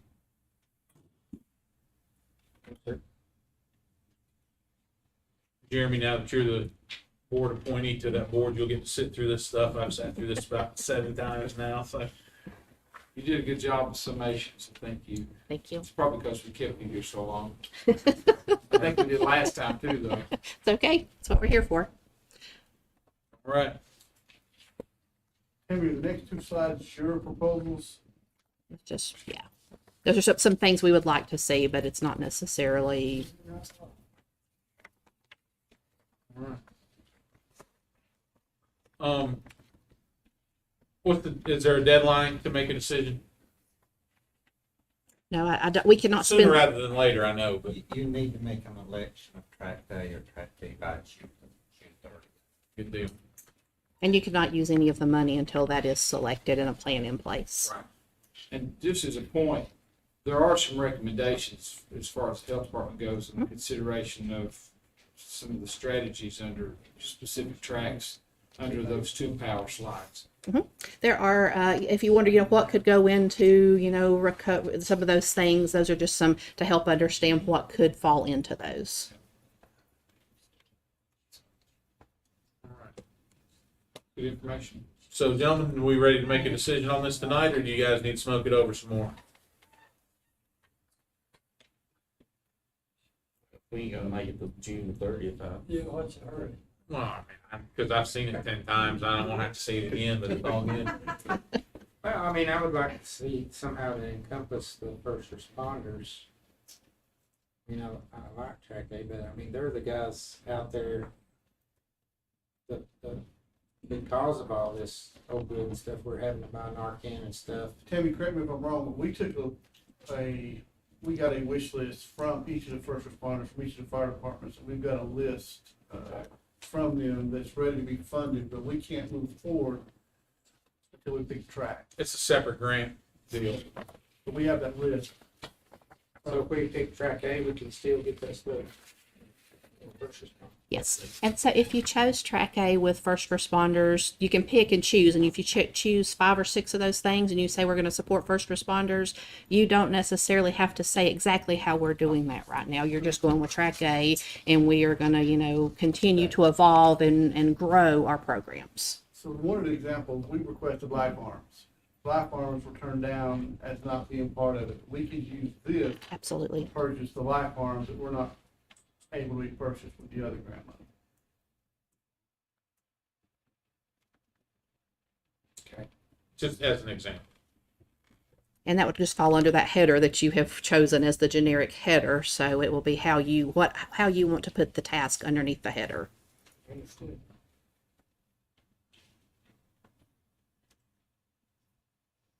Well, I agree. I think they need time, it's board to review it. I'm a track A person for me and where we're at in our county. These are more, as a phrase Colonel would use, boots on the ground type things that have real physical, application. So, that's the reason I'm a track A, but I think we should afford these men opportunity to consider it. Maybe we can go ahead and tentatively, if the board doesn't want to make a decision tonight, then tend to put it on next month's calendar to make a decision. Let me make a suggestion. I know I've talked to Carrie with this. We have already set up special revenue fund and a project ordinance and everything, and the money's deposited in it. We've been working with Ross and Matthew on opioid implementation and all of that, and Matthew is very, very up to speed in working with NCACC on option A and B, and I think this is a good thing that you may want to bring him into and let him work with Rod in these things, because he's very accomplished in this aspect of the opioid monies, and he probably could give some good recommendations and be a player and coordinate with health department and Tammy and bring all of this to you by June the 30th. I think it would be a good idea to look at how much money you've got in this ordinance and maybe start looking at it in your budget process. You've got probably around, 200,000 now, Carrie? You've got 2 slots of money. You got $200,000 that you can use, and then you've got the Dogwood grant where you can hire somebody to actually assist you in implementing this program. That's what that money was given to the county for, was to assist in giving you recommendations as to which option to go to, which programs are available, how to spend it, and those things. That's free money from Dogwood. Hire somebody. Good advice. And that would be item B. That would segue right into item B there. Yeah, that's what I didn't see that. That's what that pot of money is. So yeah, that'll take care of that. It's a 2-year grant, Bill, to answer your question. Thank you. The Dogwood one. That's what your question was, right? Yes. Yeah, and that individual would know going into it that it's only a 2-year guarantee. All right. So, gentlemen, you want to make this an agenda item for the May meeting? That give you all enough time to smoke it over, you think? Yes. Yeah. Bill? That's fine. All right, let's do that. All right, up next then is the Dogwood Health. We'll segue into the Dogwood Health Trust Leverage Fund Assistance Grant. You have anything you need to present on that, Tammy? I do. Or just go with what we've got in our, okay. So if I could share with you that Dogwood Health has a leverage fund at the health department. This will be our 3rd time using that. The intent is to leverage the playing field, if you will. Larger counties have full-time grant writers that are experts in writing grants, and small counties such as ours, we don't have a grant writer.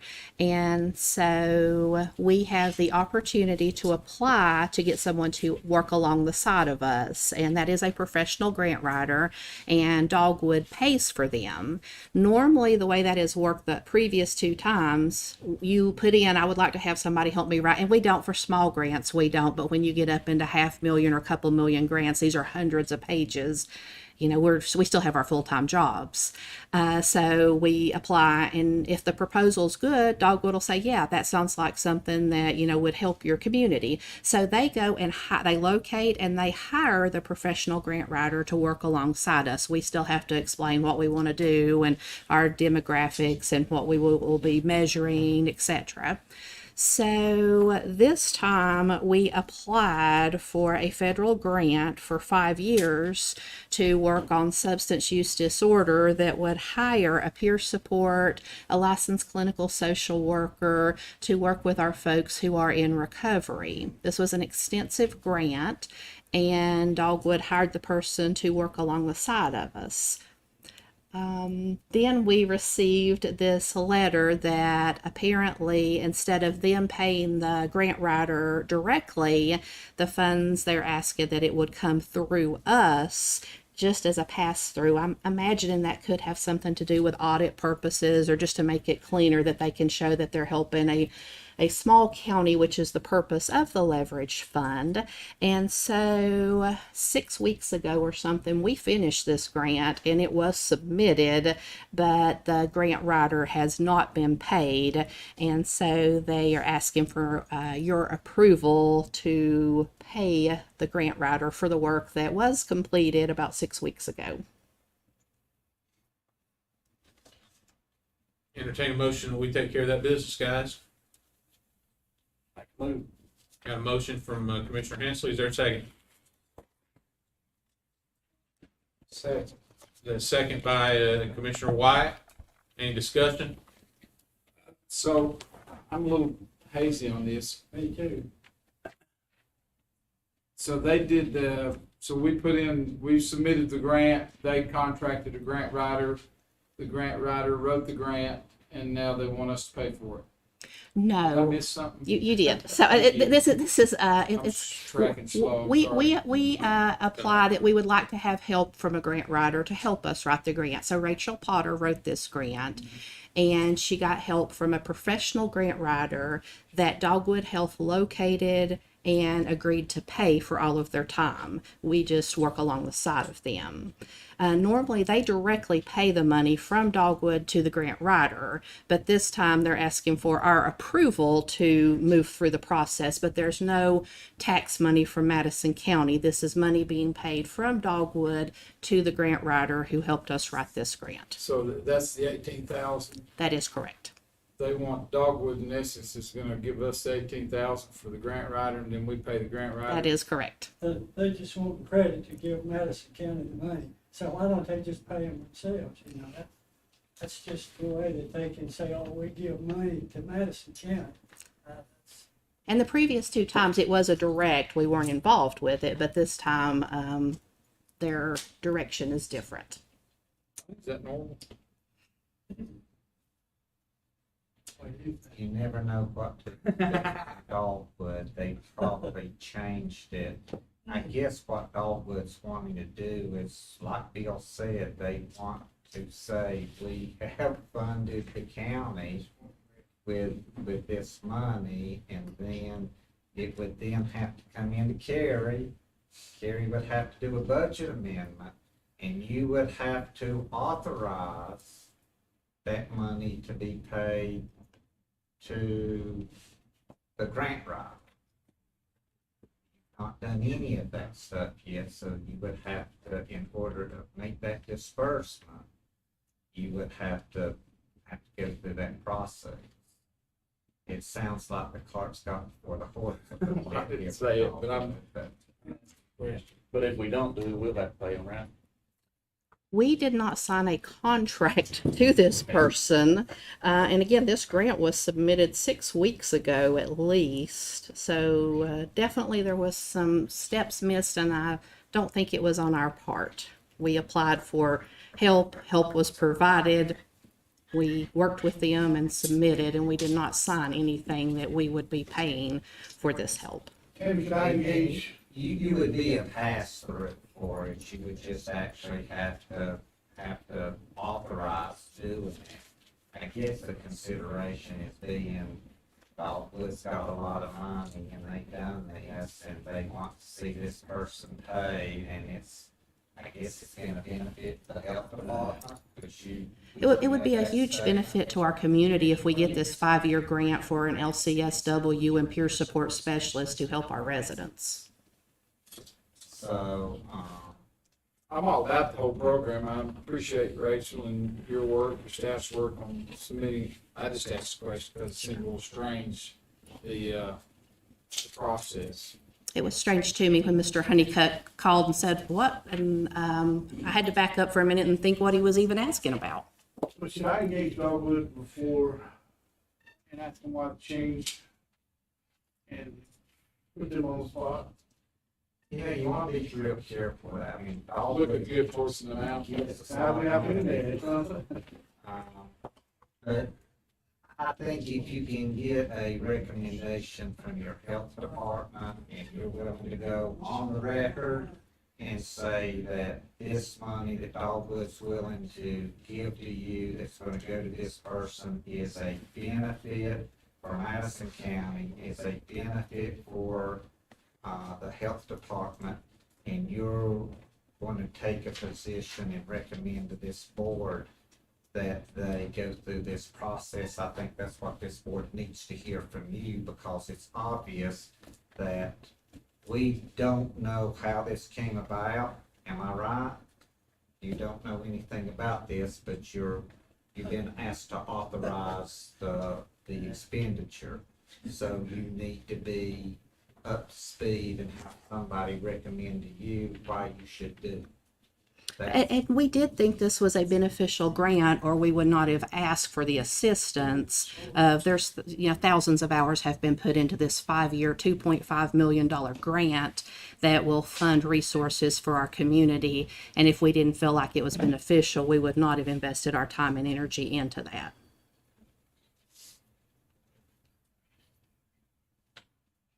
It's just what I would recommend in the future is for Rod to, like I said, I think they got the cart before the horse. And as long as, you would know that this is a grant that Dogwood is wanting to do, and the health department comes to you and recommends it, then when you get the letter from Dogwood wanting you to take the money in, then you're gonna know from day one. This happens, it's a constant problem when you've got departments and you've got the county, because all money has to go through us. But your departments are doing grants and they're writing different things out there, and sometimes you don't hear about it until it's funded and somebody's got a check and they're ready to give it to the county. And they call you up and say, I need you to sign this to get this money. And that's what's happening. Am I right? Yes, and our process will change since Dogwoods has changed, because previously this had not been an issue. So we will definitely, if we are requesting assistance with large grants, we will be talking about this more upfront and putting things together. Any additional discussion? All right, you've got a motion on the floor and a second. Hearing no additional discussion, move to a vote. All in favor? Any opposed? Unanimous. Thank you. Thank you, Tam. Thanks, Tam. Thanks, Ben.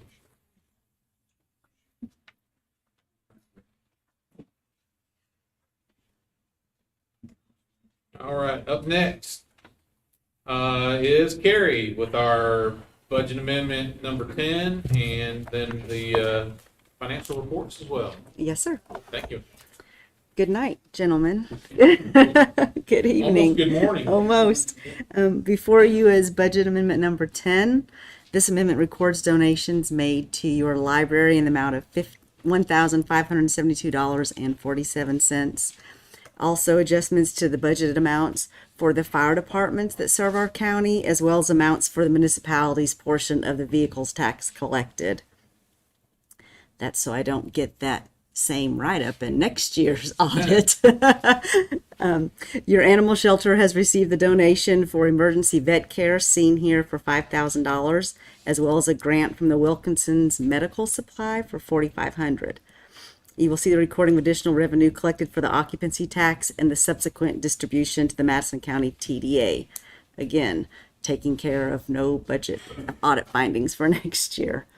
You can see Just a the quick question, is that why that was in there, the TDA? yes, because we get the money after the end of the year, and by then it's August, and I can't do a budget amendment for last year in August, so that's why I'm doing it now in April.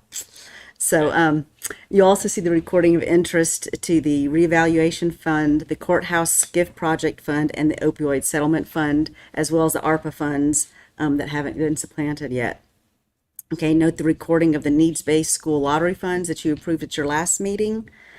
Here too is the recording of the additional revenue from the quarter-cent sales tax in the amount of $55,968.61. These funds will be distributed to the Board of Education pending your approval of this amendment. And we're also putting the insurance proceeds back in the health department budget for the environmental health vehicle that was damaged in accident, correct? That's correct, yes. That's That's the $25,000, yes, sir. All right. So here we have our budget amendment number 10, and we need a motion to approve. So moved. A motion by Vice Chair Garrettson. Is there a second? Second. Second by Commissioner Wyatt. Any discussion? The 25,000, we're in the process of allocating a new vehicle. That would be the department head's responsibility to shop for a new vehicle, but that's what the money's for, yes. She confirmed that they're looking. Thank you. Any additional discussion? Hearing none, go to a vote. All in favor? Unanimous? Thank you, gentlemen. Next, find item B, which is March's financial report. At the top of that page, you'll see that we're 75% into the year. On the second page, you'll see that for our general fund, we have received 77.29% of our revenues, and our expenses are at 59.50%. Our revenues are how much, I'm sorry? Oh, forgive me, 77.29. Very good. Any areas of concern, Carrie, that you see moving forward? No, sir. As we're moving through the budget process for next year? Please, let's do. All right. Okay, thank you very much. Thank you, Carrie. Have a good night. Thank you. All right. Last but not least, County Manager Rod Honeycutt. County Manager update, and up first with them is the Forest Service gentleman. Volunteers, if you want to come on up. Sorry to keep you so long, guys. That's fine. Time to get up and go to work. At least you didn't get any calls while you were here. We got the rest of the crew out on one, actually. Oh, do you? They're all right. Uh-oh. Sorry, didn't mean to jinx you. They've got it in hand. Good to have good help, isn't it? Yeah. Yeah, I apologize for coming in late and not getting this set up. We were out on that one for a little while. No worries. Jamie will get it figured out.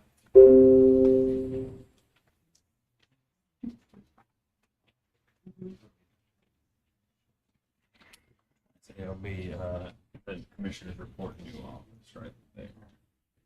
Yes, sir. And the PowerPoint. Yes, sir.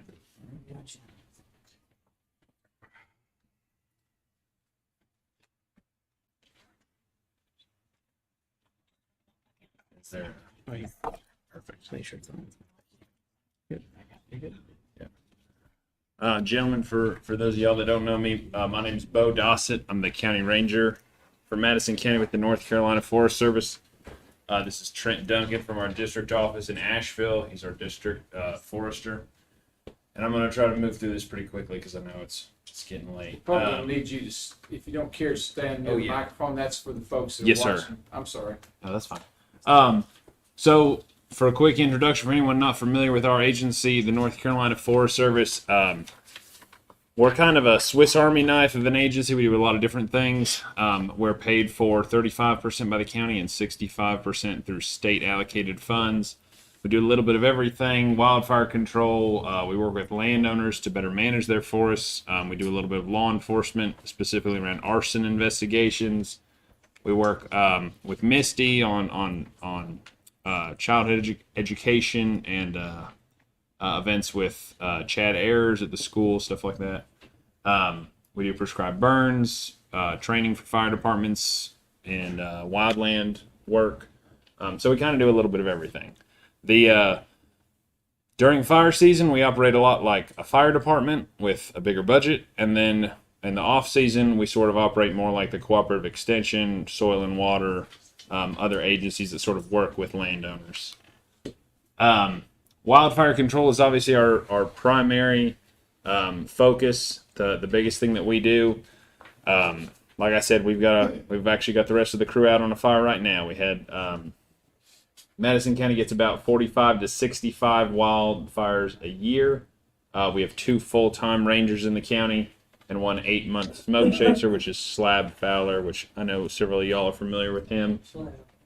Yes, sir. And then we have approximately 40 pickup firefighters that we can bring on as needed when we get something that we can't handle just in our own capabilities.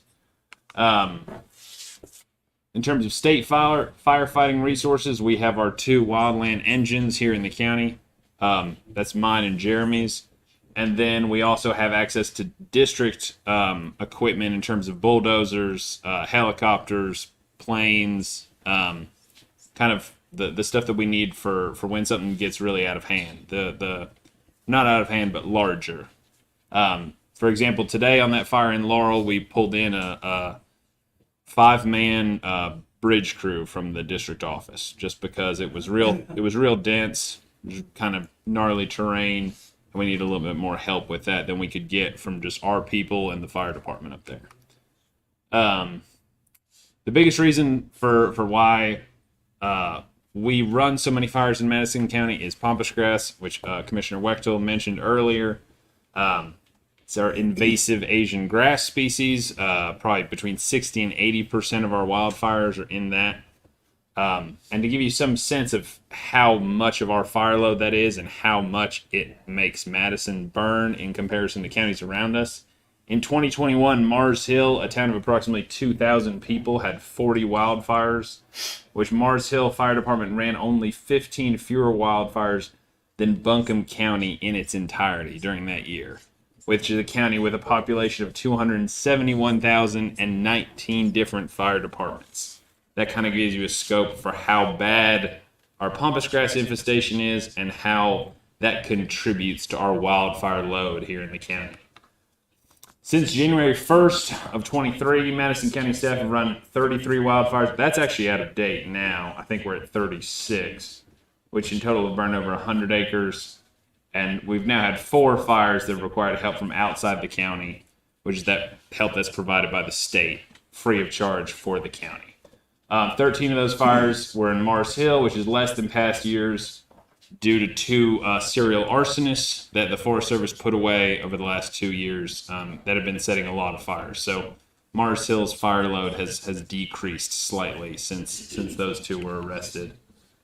On the off season and also during fire season, when we're not running fire, we do law enforcement work on all timber harvests in the county, making sure that people aren't dumping motor oil in the creek and running a skidder right, through a wetland or something like that. And then we also work a lot with forest management. We work with landowners, landowners who want to manage their forests for different uses, primarily for timber. But we kind of have a wide range of issues that we work with landowners on.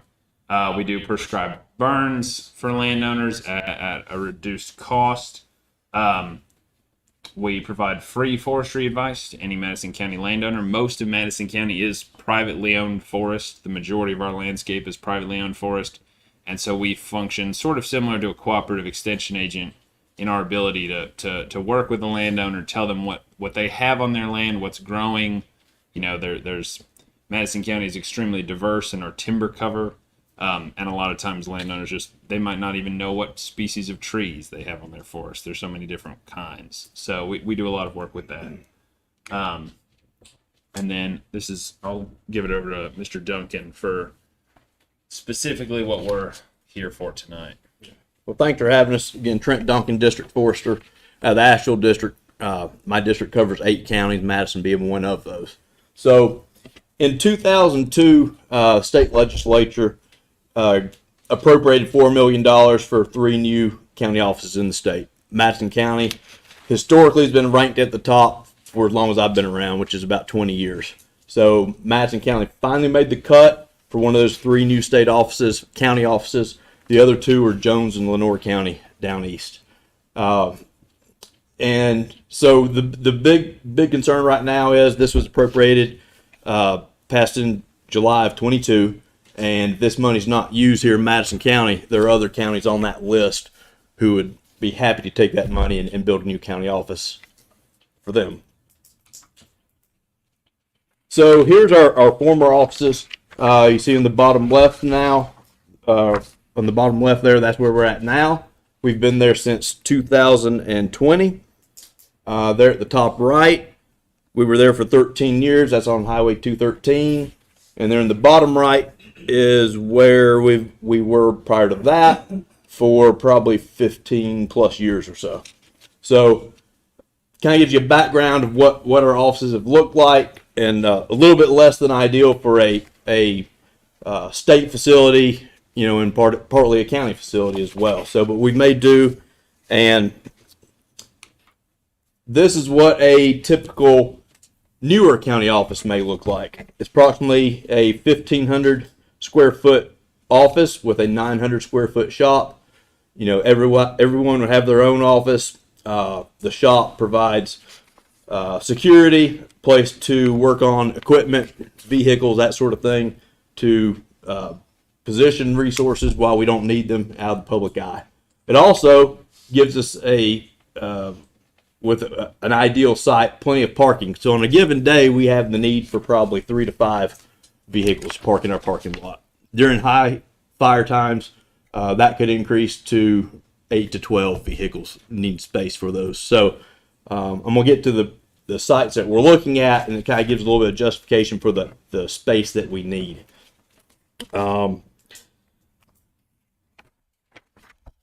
So the proposed sites, we have 2 proposed sites, or sites that we have considered, and our engineer with Forest Services looked at, and some others as well. So there's one just to the north of here, between Elderberry and Carolina, and then one just to the south of here, above the fairgrounds.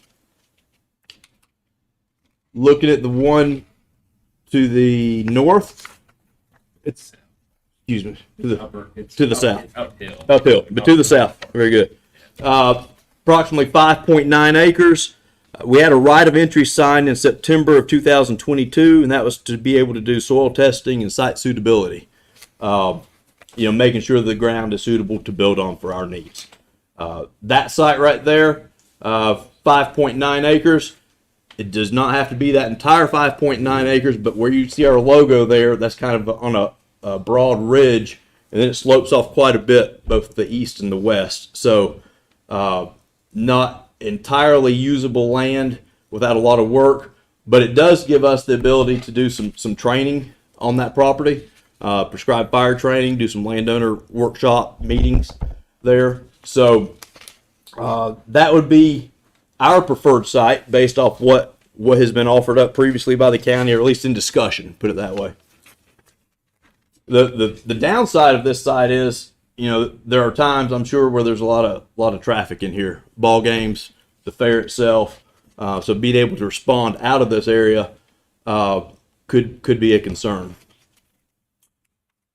The lower parcel, again, very close. They're both close to 2570. That was slightly closer. By using this site here, we could potentially use the parking lot right here for larger incidents.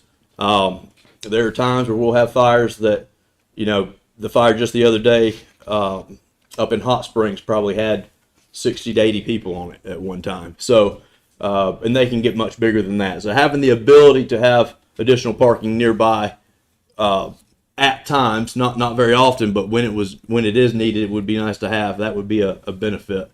The major downside of this, after consultation with our engineer, there's a wet spot on the property, kind of like a mini wetland there. There's also drainage coming off the ball fields that we're not quite sure if that is we're able to work around that or not. But that, again, if that site was selected, we were able to build there, then that site suitability testing would tell us can we build there or not, or if it's feasible economically. So, you know, we see this as a great opportunity for the State Forest Service, for the county, to have a nice facility. You know, it's been years in the making. It's been talked about for quite some time, and now we finally have those funds, appropriated funds. It would be a great benefit to the citizens of the county. So, with that, if there's any questions, we'd be happy to entertain those. Gentlemen, you have any questions? That $4 million that for those three counties, how much of that is for Madison County? Well, it would be equally divided, is my understanding. And the goal would be to have one engineering firm go through the design phase, do a scope of work, so we can spec those out as one project. They'll build all three, even though two are down east and then one up here. So it would be the building itself would be anything associated with it would be at no cost to the county. What's the time frame? Probably, if it's you're talking about till completion of the building. Till we have to make a decision. I don't have a deadline on that. I haven't been told sooner is better. I know the other two counties have already secured their land. So I haven't been given a deadline. I'm kind of scared to ask, to be honest with you, because it might be sooner than later. But nobody's approached us yet. But I think we're approaching about a year now since that money was appropriated, or not quite a year. You know, I'm sure they're wanting to move on it. Is that money just for a building, or does it not allow none for y'all to buy your own land? It could be used for that, and that's been looked at as well. Polk County here in District 1 was looked at as well. They were not able to provide land at the county level, or nothing was proposed, and they slid down the list. Not to say that would happen to Madison, but the funds could be used to purchase land, and we've looked at that some. You're leasing where you're at now, correct? That's right, for about $15,000 a year. So, if there was suitable land to build on that could be incorporated into that $4 million, that is something that's doable as well. How much do you need? How much acreage can you get by? We're going to buy. Minimum 2 to 3, depending on how it laid and if it was all usable land. 2 to 3 acres at minimum. Trey, real quickly, hit the criteria you're using to select the location and why it matters. Bo, do you want to get into that Yes, a little bit? So from our perspective, 60 to 80% of our wildfires are in Mars Hill, and in order to be able to respond, we often end up on fires, especially in the Grapevine area. We have a lot of fires there. We often end up on those fires even before the fire department, and so in terms of location, many other counties, their fires are kind of scattered all over the place. Ours, we have this high concentration in Mars Hill, and so we have to be able to both respond quickly to Mars Hill, so be within convenient location of 213, but then also we do, like today, get fires all the way in the far end of the county, like in Laurel, Hot Springs, Spring Creek, and so anywhere in kind of the intersection of 2570 and 213 enables us to have better response times, both to the area of the county that has most of our fires, but also to those more remote locations where we do get, probably 40% of our fires.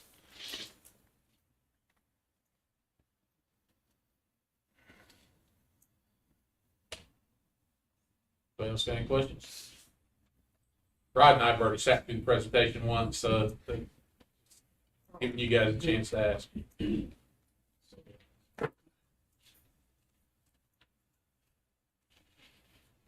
All right.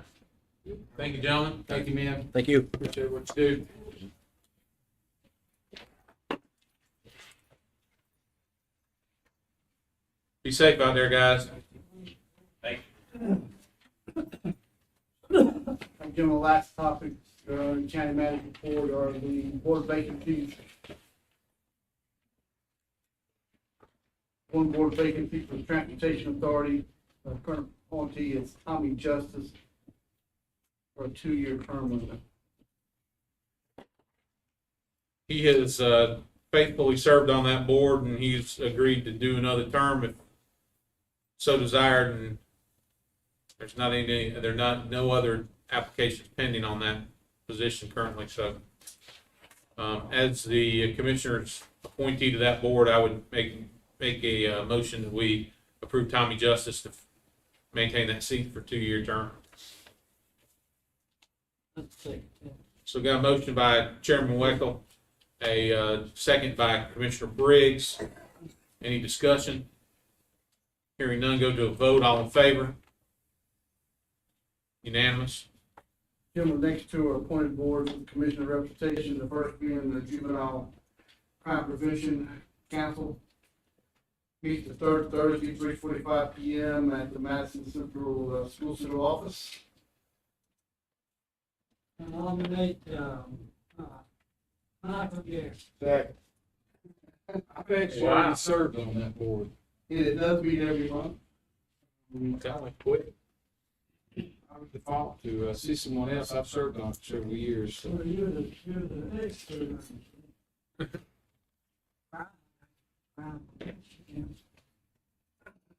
It's got to be a commissioner's. Yes, it's Correct. right. County manager's on it automatically, and one of the commissioners are on it.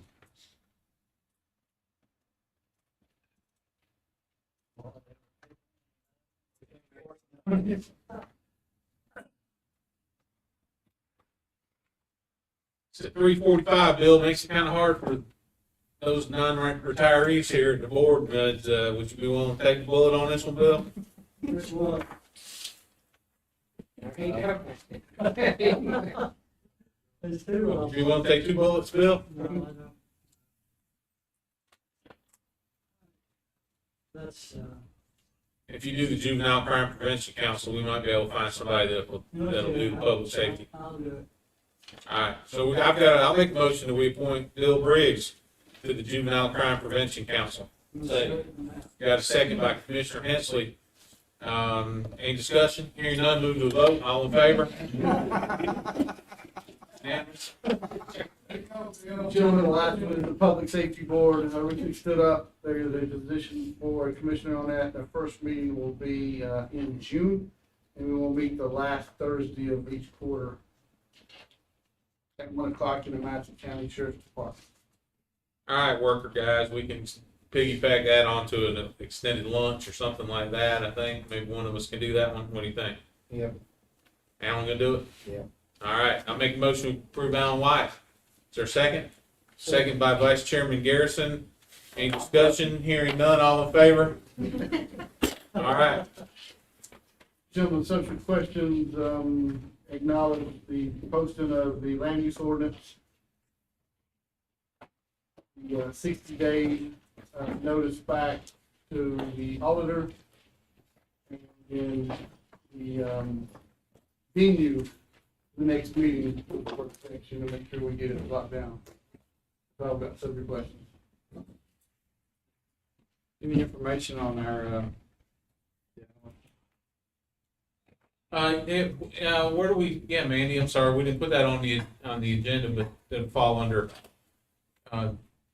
the county manager point. Do we have any upset bids on the island? We have had third upset bid that's getting ready to be advertised this Friday. Fantastic. Thank you, thank you. Very good. Thanks for reminding me about that. Yeah. Anything else that needs to come before our board this evening? Hearing none, I'll entertain a motion to adjourn. Motion by Commissioner Briggs, there's second. Second by Commissioner Hensley. Any discussion? Hearing none. All in favor?